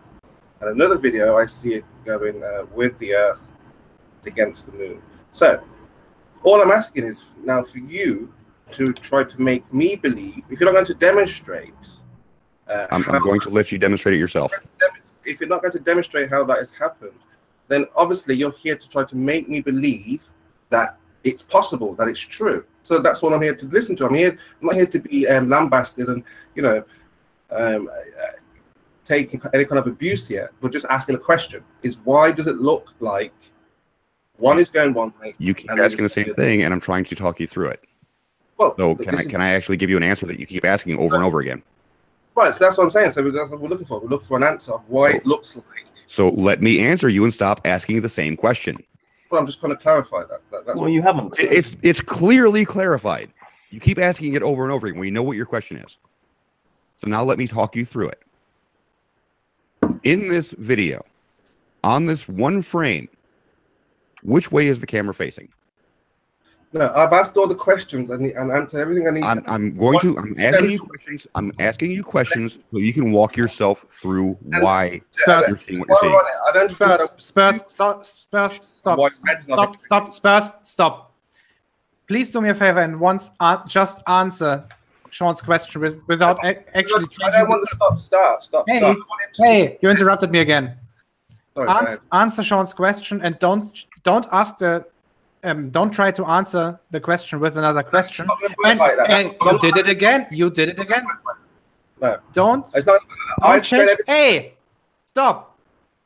Don't change the subject and just answer Shawn's question without changing the subject and without asking another question. Yeah, if you do that. Change. He needs to get through his presentation. I've made my presentation. I'm not offering a presentation. I'm offering you a chance to answer the questions and come to the conclusion yourself. I don't want any sly way of cornering or anything. I've made my presentation. I'm asking you straight up questions, and you just if you actually answer them, you will be able to walk yourself through your problem. I want you to make us believe that what we're seeing is not what we're seeing. That's it. Then answer the question. Answer the question. Genuinely, that will help Shawn to then lead you through to the next point. Because the way you answer the question will help him then explain the next point. So he's genuinely interested in what you think. Do you want to know the truth, Spurs? That's not how a debate works. You have a presentation. It's not a debate. I'm trying to answer your question. First of all, this isn't a debate. This is a hangout. There's a difference. Second of all, I've tried to explain to you as good as I could on, well, basically your question. Now, Spurs, that's the point. Spurs, stop. Now, it's time for you to answer some questions. And Shawn has... I'm only going to answer questions about... They're not trick questions, Spurs. They're not trick questions. They are straight up questions that have answers that are direct. My video, and not, I can't answer about Red's video. This is directly dealing with your video and why you made a mistake. Yeah, so it has to be about my video. It is about your video. It is about your video and how you came to your mistake. You are using Red's video, so we can use Red's video to talk about yours. I don't know the direction that Red's facing, so I'll have to ask him. Okay, bring up Stellarium, and we will show you which direction he was facing when he shot this footage. There it is. There is the moon. Which direction, and at the time and date that he was at, which way was his camera facing? Yeah, show it. You can see it on screen right now. Okay, now show the ISS go past. Oh, fuck's sake. Answer the question, Spurs. Which way was the camera facing? Yeah, towards the moon. Which direction was the camera facing? Yeah, it looks like it's towards the moon. Yeah. North, south, east, west. What cardinal direction? Yeah, go ahead. North, south, east, or west? Which direction was the camera facing? I can't answer about Geo's information here. So it is the date and time Red shot his film. Okay, Which direction was the camera facing? That's your explanation, Shawn, and that's it then, isn't it? No, that's leading to the explanation. I'm trying to First walk you step. through the Spurs. First step, That's your explanation. I'm looking for an answer or I'm demonstration. trying to give you one, and you keep waffling. Which direction was the camera facing? So that's your answer. Which direction is the camera facing? No. This is a question. This is a line of questions to bring you to the answer. No, I want an answer, and that's it. If you just want an answer, field rotation, you fucking moron. Okay, well, that's it. That settles it then. That's the people decide for themselves. But Spurs, can't you see that he's trying to find out what you think? So he can then ask Okay, I'm going to ignore Spurs since he is not going to be honest enough to come to an answer for himself. Houseboy, which direction is the camera facing? Not for me. No, Spurs, you're done. Shut up. Houseboy, which direction is the camera facing? People as far as I can tell, the double. Stop. Spurs. I'm willing to give you one more chance because right now you're completely misbehaving. Yeah. Shawn is trying to lead you to the answer to your problem, but stop. Hey, but with you, we unfortunately have to do this in very, very small steps. So please do me a favor and for once answer Shawn's question. No, you can answer his own questions. That's all he has to do. He wants to know you understand. He wants to know you to come to the answer. We want you. I told you how I understand, but you demonstrated it. Spurs. All you have to say is which direction was the camera facing when he filmed his transit. I will listen to what you have to say, but I will also see. Spurs, can I just make a point? Spurs, he's going to tailor his explanation to what you understand. So if you understand a point, then he'll move on. If you don't, he'll then explain a little bit further. So he wants to know, do you understand which way the camera's pointing? If you don't understand, he'll explain. And if you do understand, then he'll go on to the next part of the explanation. Question, yeah, explain on. But he wants to know. I need to understand. The explanation. Hold on, Spurs. Let me explain something here. I understand. The reason I'm doing this is so I know you are following along and actually understand the point. I understand nothing because I'm a flat earther. I don't understand. That's why I want you to explain everything. Well, obviously no, because you can't answer what direction the camera's facing. Yeah, I don't understand anything. You're absolutely correct. Understand.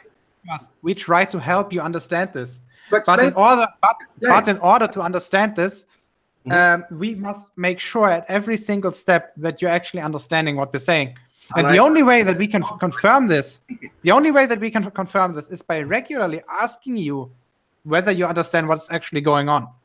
Yeah, I don't understand anything what's going on. Please explain. That's what I'm trying to do. Can I? No, hey, no, Shawn, no, not right now. Not right now, Houseway. We've seen the. We've seen what time he was shooting the footage. We know that his camera was angled down. We're showing on Stellarium where the moon was located when he shot his footage, which is in the viewfinder of his camera when the transit happened. And we can see which direction the camera was facing with Stellarium. Which direction was that, Spurs? I've told you, I don't know anything. You displayed to me. It's in the live on the frame right now. Which direction is that? See that big red letter there? Me, your model. I'm listening. What letter is that, Spurs? That's W. What does that represent? That's west. So the camera is facing west. You're saying it's west. Okay, go ahead.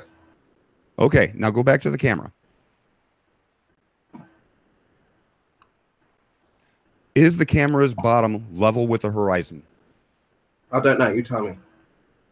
So in other words, you're not even going to do this. Okay, you are worthless. You don't want the truth. You don't care. You just want your narrative and fuck everybody else. I'm listening to what you have to say. You explain. No, you're not. You will not answer a question because you do not want to give an honest answer because you know that honest answer fucks you. I only know what I see. But do you see it on the horizon? He's just asked you something. He asked you something you're looking at. Yeah, I don't know. I know it's looking at the moon. What more can I ask you about the mount? Okay. Yeah, I don't know. I'm looking at. Is the bottom of the camera level with the ground? He's looking at the moon. That's all I know.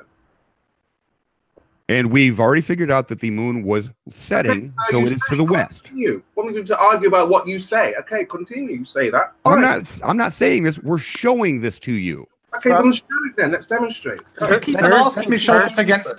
Your constant refrain is "show me," and that's what he's trying to do. Okay, so now let's take this. Spurs, let's take this in Spurs, let's take this in baby steps. Gio, show the image of the camera. He's already acknowledged it's due west. Okay, do you see this image, Spurs? Yeah, I see this image. Okay, can you see that there's a car, there's a stop sign, and there's a tripod, and there's a camera, and there's a tree. There's actually 2 trees at least visible in the image. Absolutely, yeah. See these objects, yes. Okay. Now, would you agree that this is a relatively level surface that the tripod is standing on, considering it's a paved surface or concrete? Yeah, okay, yeah. Okay, is the camera pointing in the direction of the stop sign, or is it pointing in the direction of something else? It's pointing in the direction of the moon, which we can see on this screen. Okay, good. Now, which direction would you say that camera is pointing if the 2 options are towards the horizon or above the horizon? Well, it's above the horizon, yes. So what you're saying is that the camera is angled upwards. The moon, correct? I thought you were talking about the moon. Yes. No, we're talking about the camera. I'm talking about the camera. So you'd agree that the camera is angled higher than what would be the horizon, meaning it's angled upwards towards the sky. Okay, yeah, go ahead. Okay, go on, Shawn.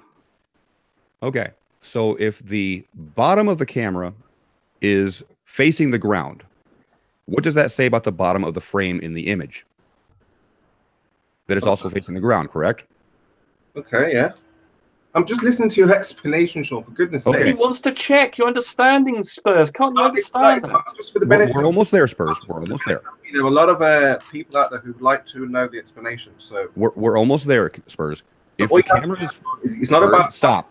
Just debunk that we can see 2 objects going in the opposite Stop, Spurs. I'm getting to that. We're just about there. Right. So if the bottom of the camera is towards the ground, it's looking towards the west. The bottom of the frame of the video is also towards the ground. Which direction is the bottom of the frame pointing? Go on. It's a question. It's a question. We need an answer. Yeah, anyone? This is for you, Spurs. I want to make sure you understand which direction. At you. Yeah. Which direction is the bottom of the frame pointing? Yeah, well, explain it. Go on is not an answer. Go on means if you don't know the answer, Spurs. Here's how it works, right? If I have Spurs, if I have a green crayon and a red crayon, one in left hand and one in the right hand, and I ask you which one is which, if you don't know which one is which, the correct answer is I don't know. The same applies in this case. If you don't know the answer to the question that's been asked for you or of you, the correct answer is to say, I don't know. There's nothing wrong in not knowing something. But saying go on doesn't actually answer anything. Are you willing to answer any of these questions, Spurs? Honest answer, yes or no. Are you willing to answer these? I'm not including that one. I'm not willing to go on anymore. I've given my... Okay, then we're done with you. Anybody on the panel? Anybody on the panel? Sure, that was hilarious. He wasn't prepared to answer the question about whether or not he'd answer questions. So we're done with you, Spurs. I'm not going to be there. No, we're done with you, Spurs. You are not an honest individual. Bye. I already kicked him. Thank you. Anybody on the panel? Which point it doesn't make I still have the floor here. I still have the floor here. Which I'm going to stab at West. The bottom of the frame pointing. Can I? Shawn, I want to answer the questions.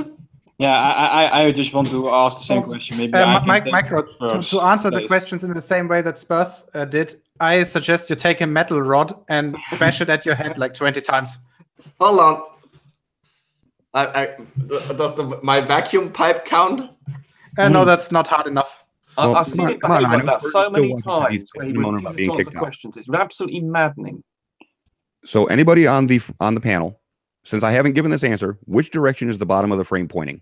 West. I'm going for west. Go on. Yes. Bingo. Go on.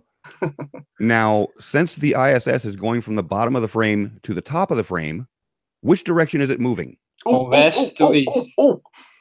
West to east. Damn it. Just as predicted, because you don't understand field rotation.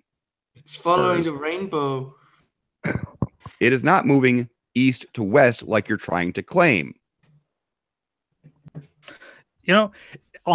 Honestly, every time I hear him speak, right, I cannot decide on one of the 2 options. One, is he smart enough to realize that he's wrong and therefore obviously try to excuse words. Oh yeah, that word. It's a good word. His views and how the conversation is going to try and hide it, or B, is he simply so stupid he doesn't realize? I'm leaning towards B. I think he does both. No. He tries to obfuscate and he doesn't understand. So he tries to obfuscate his lack of understanding. It's actually two things he's doing. It's a little from column A and a little from column B. No. So he's apparently he's intelligent enough to know that he's not intelligent. Gio, can you go back to the actual footage where you have the videos tilted? Yes, sure. All right, go ahead and untilt them and only show Red's video. One thing, Gio, I was wondering whether you needed to get into the equatorial mount, as you say, because you're just taking a snapshot here almost.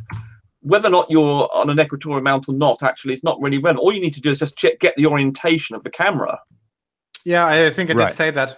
Okay, so now that we know that the bottom of the frame is west and the top of the frame is towards the east, go ahead and play it and see the direction the ISS is traveling in Red's video. From approximately here to approximately there. So it's going from southwest to northeast. Congratulations, you verified that Red's ISS transit is moving in the right direction, Spurs. Now, back to the whole question of is he column A or column B? I am leaning heavily column A based on this analogy. Look at how he was acting when talking to Shawn. It was part and parcel the exact attitude my 6-year-old when he knows he's caught. You're very quiet, Jared. Yeah.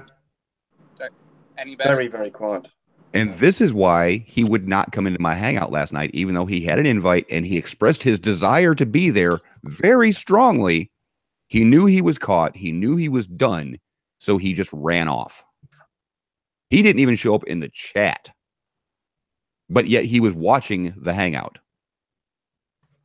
And how do we know this? Because Jared was nice enough to quote some of his messages that was directly talking about the stuff we were talking about in the hangout. There we go. So again, the tilted version. I guess Spurs knows he's caught. He knows he's wrong. And now he's just trying to falafel his way out of being busted. I don't think he's that aware, Shawn. I think you're presuming too much there. Oh, no. Spurs knows exactly why he's wrong. Well, he doesn't even really need to be aware of it to do that. You can do that. You can do that without being aware of it. Exactly. You could be obfuscate like that without knowing you're wrong. Because I mean, he wouldn't if he knew he was wrong, Shawn. He wouldn't have come into this hangout with Gio, who would expose him. No, because Gio's an easy person to get distracted. And yes, Gio, he lets you get derailed a lot. Yeah, I know. That's fair. That's why he wouldn't come into mine, because I will press him to a point. Gio will let him get away with stuff.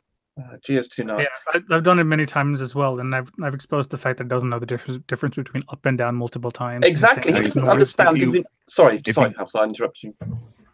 If you go back and actually watch this, you'll see that when he realized that I was here and I was going to keep him to a point, he did nothing but throw his prams out, or his toys out the pram. That's all he did. Because he knew he was not going to get off of my point that I was trying to make. I mean, I've been in explanations about a year and a half ago when he was trying to explain to him what up and down was, and he couldn't get it. And it was quite obvious he didn't understand it. So I think it's all about him being stupid, but being aware at some level, as I think Micro said, that he is stupid, and therefore he obfuscates to disguise his stupidity. I don't think he's aware he's stupid. I just think I don't even think he's aware he's wrong. I think he's just aware that he can't engage. At some level he's aware that he doesn't know the answer. Yes, he doesn't know he's wrong. I think he thinks he's right, but he doesn't. He's so confused by life, world, reality, everything. He just knows that he's not understanding what's placed in front of him. So he obfuscates his lack of understanding, which is in an obnoxious manner. Which I mean, Gio was being very patient. I think perhaps hats up to Gio, thumbs up to Gio for putting up with that. But he actually wasn't too obnoxious. He was actually Shawn. He seemed to be more obnoxious. Yes, because he knows Shawn will press him on the issue more than Gio. Yeah.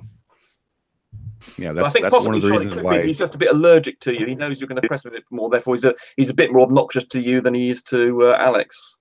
Well, yeah, because again, I press points. I don't let people try to get away from answering a question. You make point use by pressing them. I'm willing to wait. Fuck, I forgot what I was going to say. That sentence just fucking. Well, you're willing. That's all we need to know. Sentence abort. Thoughts abandoned. So, Gio, if you want to, like, when this gets finished processing, if you want to cut out that little clip where I actually go through explaining why he's wrong with just one frame of video, go ahead and make a separate video out of that. Sure. I mean, that way you're sure he sees that part. I mean, it's technically your content, since you're the one pressing him on that one. Yeah, that's like you were the one that actually got him into a hangout, and I knew at some point I was praying it was going to be before he ran off like a coward to get me in there. Because I'm still sore that he made it so clear he wanted to be in my hangout last night, and then he just fucked right off. So I'm a little sore on that one, and I'm not going to let him live that down. He repeatedly attempts to pretend he's participating in a hangout, then he disappears and then claims afterwards he didn't have a good reason to go. He does use lots of little debating tricks that are really, really annoying. Rumpus, he didn't even go that far. He didn't mention it at all in Nathan's hangout. He said nobody's been able to debunk it yet. Nobody's been able to show me how I'm wrong. We did in last night's hangout without him present because he fucked right off. Yes, I saw he didn't turn up for you. Yeah.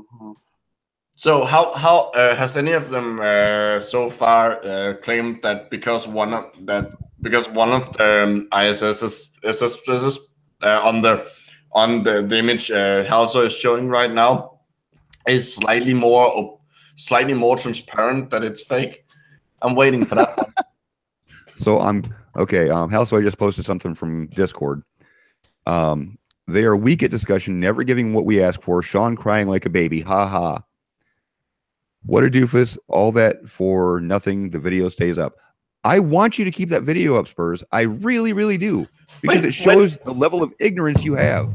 Jesus Christ. When did we say that when did anyone say that we wanted him to take the video down? I have never said that. I've constantly said I want him to keep it up because it shows how ignorant he is. No, I won because you wouldn't answer them. Christ. He says, Shawn won by asking me questions. Way to go. I won because you wouldn't give an answer. Wait. How else is he gonna? It's a conversation. How else is he gonna win? Yeah. Shawn won because you asked questions you couldn't answer. Hey, I can roleplay. Someone asked me a question. Hey, hell's Schemo. What's the colors the sky? Go on. Hey, Schemo. Hey, Schemo. Is eye level the center of the frame in a camera? Yeah, I know this. I'm waiting for your explanation. And I can tell you, this is something he's done for over a year now, at least. It's a tactic that he's developed to avoid answering questions, avoid being pinned down, and then just deal with nebulous responses. It's a really devious, disgusting little trick. It's just revolting. He didn't do it with the Geo, but obviously, when he was in full confrontation mode there with Shawn, he deploys it every goddamn time, and it makes me so angry. He did kind of do it with Geo. A little bit, yeah. It was better in the beginning. More with Geo than me. He knows derailing doesn't work on me, so he had to go with the whole, I'm just going to be as passive-aggressive as I can and just not answer anything.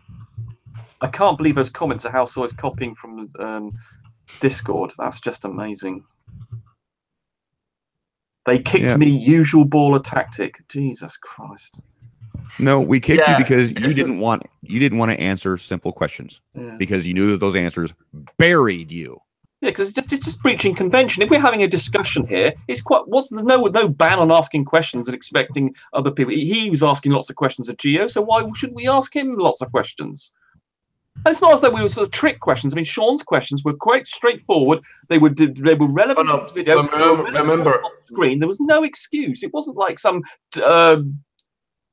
whatever. I forgot the name of the question now. Where you can commit. It's a flawed question where you're committed either way to answering a way you don't like. I forgot the name of the bloody thing now. Well, no. To him it was a trick question because because the end result of those questions would have been that he had shown that he was wrong. So to him, it's a it's. I don't realize that. I don't think he realized. Hold on. I'm going to address that comment from him. Yeah. I don't want attention. I want them to speak only about the ISS only. It's not about me. No, the questions weren't about you. They were about your representation of what you thought was evidence. Yeah, I mean, he's always saying that the stuff we're doing is not, the hangouts we're doing with him are not about him. But as soon as he's claiming something, we are attacking or we are exposing his position. Yes. So he's offered a position, and then we're countering it. What's wrong with that? Correct. So Spurs, I know Spurs is listening because he's actually commenting on thing on Discord. So the reason it's being pressed on you is because of you. You're making claims, and we're pressing things to understand that you understand that the argument you're making isn't valid. It doesn't matter what the argument is about, as long as your understanding of it is fundamentally wrong. You still need to be corrected, and the only way for you to be corrected is to realize that you're wrong. So you making an argument about something, by definition, means now that you're involved in the argument. And if you're wrong and you don't realize you're wrong, you need to be corrected to demonstrate that the argument is wrong. You see how this is going? It's called intellectual honesty. Shout out to the chat. Soundly, please do that. Oh my God, please do that.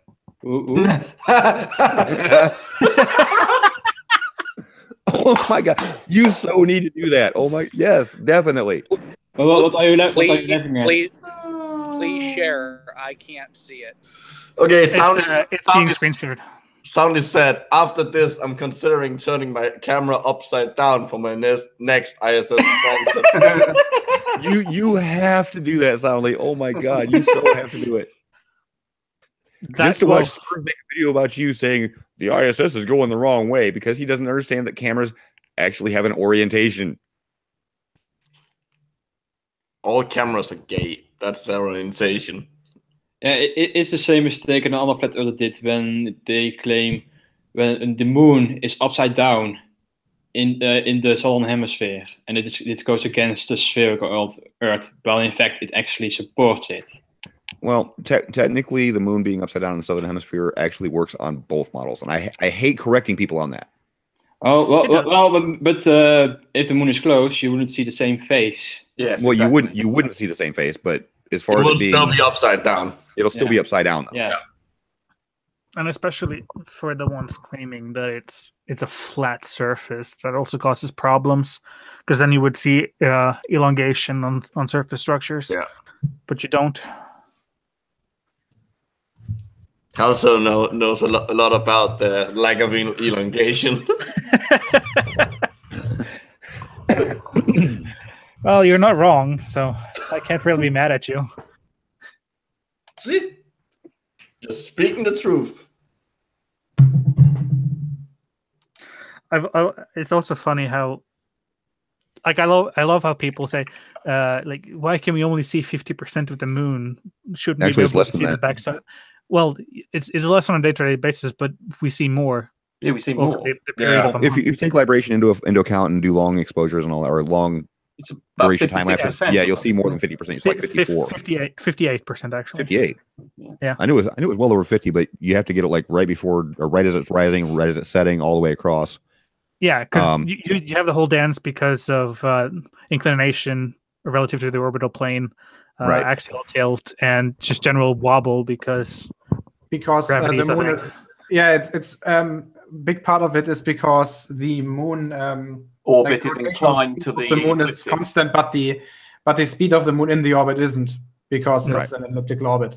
Yeah, and the orbit of the moon is inclined to the ecliptic, and just a little factoid. Therefore you can sort of see the underneath of it and the top of it, depending on where you are. Just a little factoid. The moon's orbit itself is one of the hardest things to calculate because of its orbital direction or its orbital distances change all the time. I mean, yeah, we got it nailed now, but 100 years ago, we just had close enough. Yes, I think Cortus did a little program for an app for something which he said that some sort of 100 variable equation to give you the exact position of the moon. Whoa. It's really involved. That is pretty fucked up. Yeah, it's very tricky. Cool, Jeff. If you got a camera, go ahead and try to get a capture of that. I don't think we know of a single object that has a perfect, or at least close to a perfect circular orbit. And see what pretty much the whole thing everything about, is a elliptical. Well, yeah, but most of them don't change. You can describe the orbit fairly simply using just. Yeah, I mean, you can assume it's just perfectly circular. No. Just using the equation for an ecliptic orbit. But the moon is just apparently just weird as fuck. Well, it's close. Well, the point is, it's closer because it's got a 5-degree inclination to the ecliptic. That's more significant than any of the other inclinations are of other orbits because it's so much closer. So 5 degrees very close to it's obviously whatever the inclination is. Well, it's not going to be 5 degrees of Jupiter or something. So it's going to be a much smaller variation from our perspective than the moon, which is going up and down by 5 degrees. Back to the chat real quick, Stephen. You're right, but I was kind of cut off with other people talking about it. Since I shut up because they were talking. Sorry, do we stop you saying something interesting, Shawn? Well, I was going over some of the librations. I only got as far as the day-to-day librations, and then the librations, everything else. Yeah, go ahead with that, Shawn. Actually, that's interesting. Well, it's already been covered by everybody else. We're now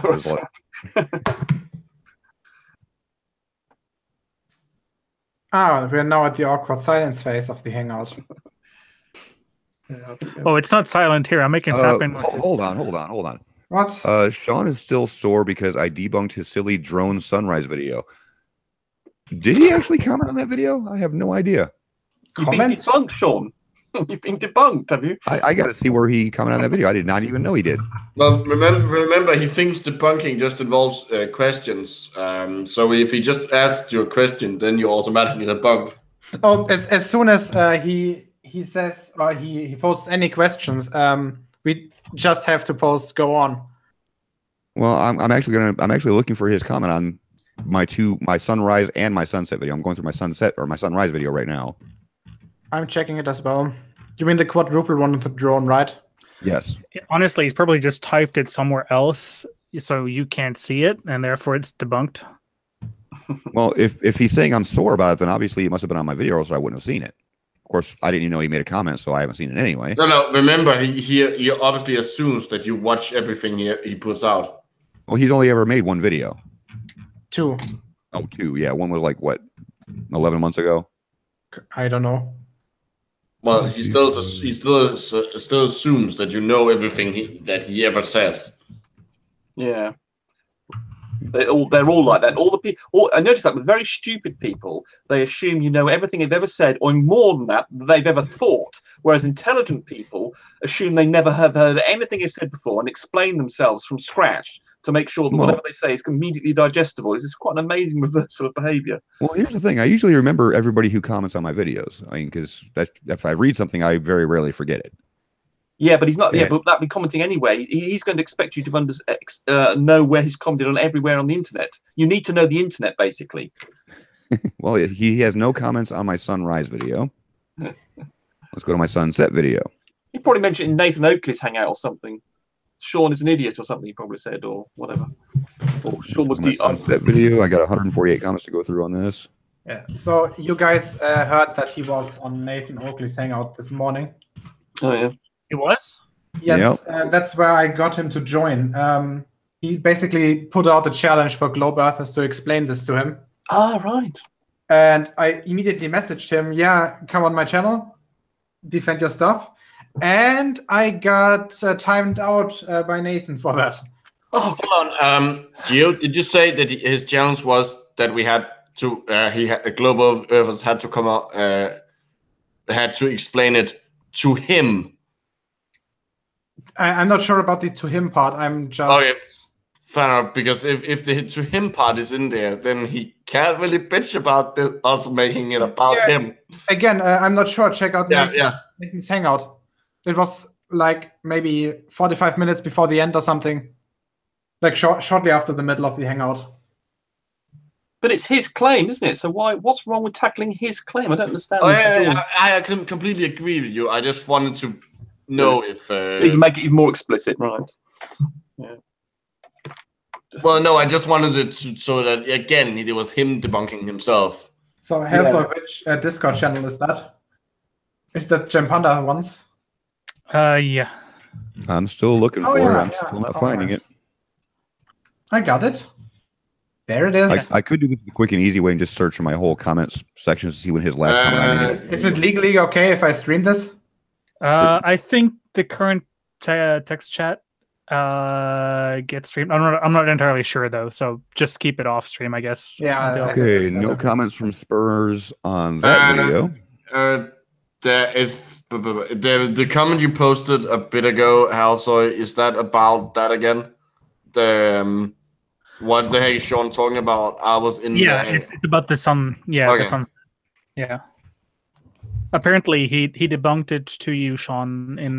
I'm not sure if it was this hangout he meant, but he's been on hangout with you and debunking the sunset footage. Apparently.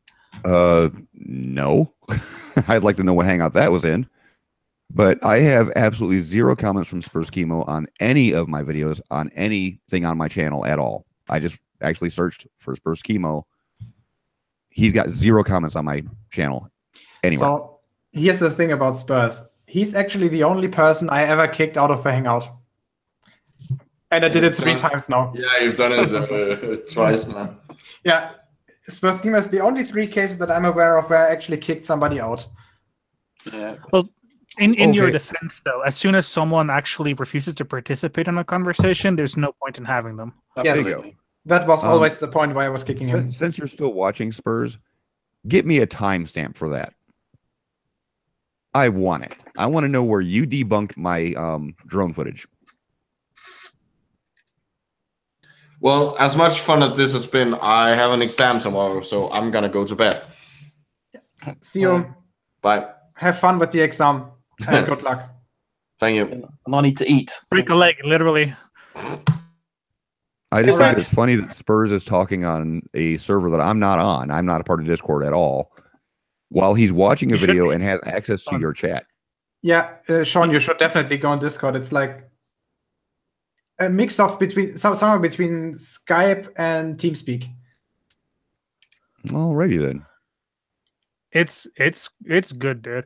Not to mention there's some really fun Discord channels I've joined lately, like but the point is he's trying to talk about me behind my back, knowing that I'm not going to see them. If I wasn't in part of this hangout right now, I would never even know these comments existed. That's pretty fucking cowardly, Spurs.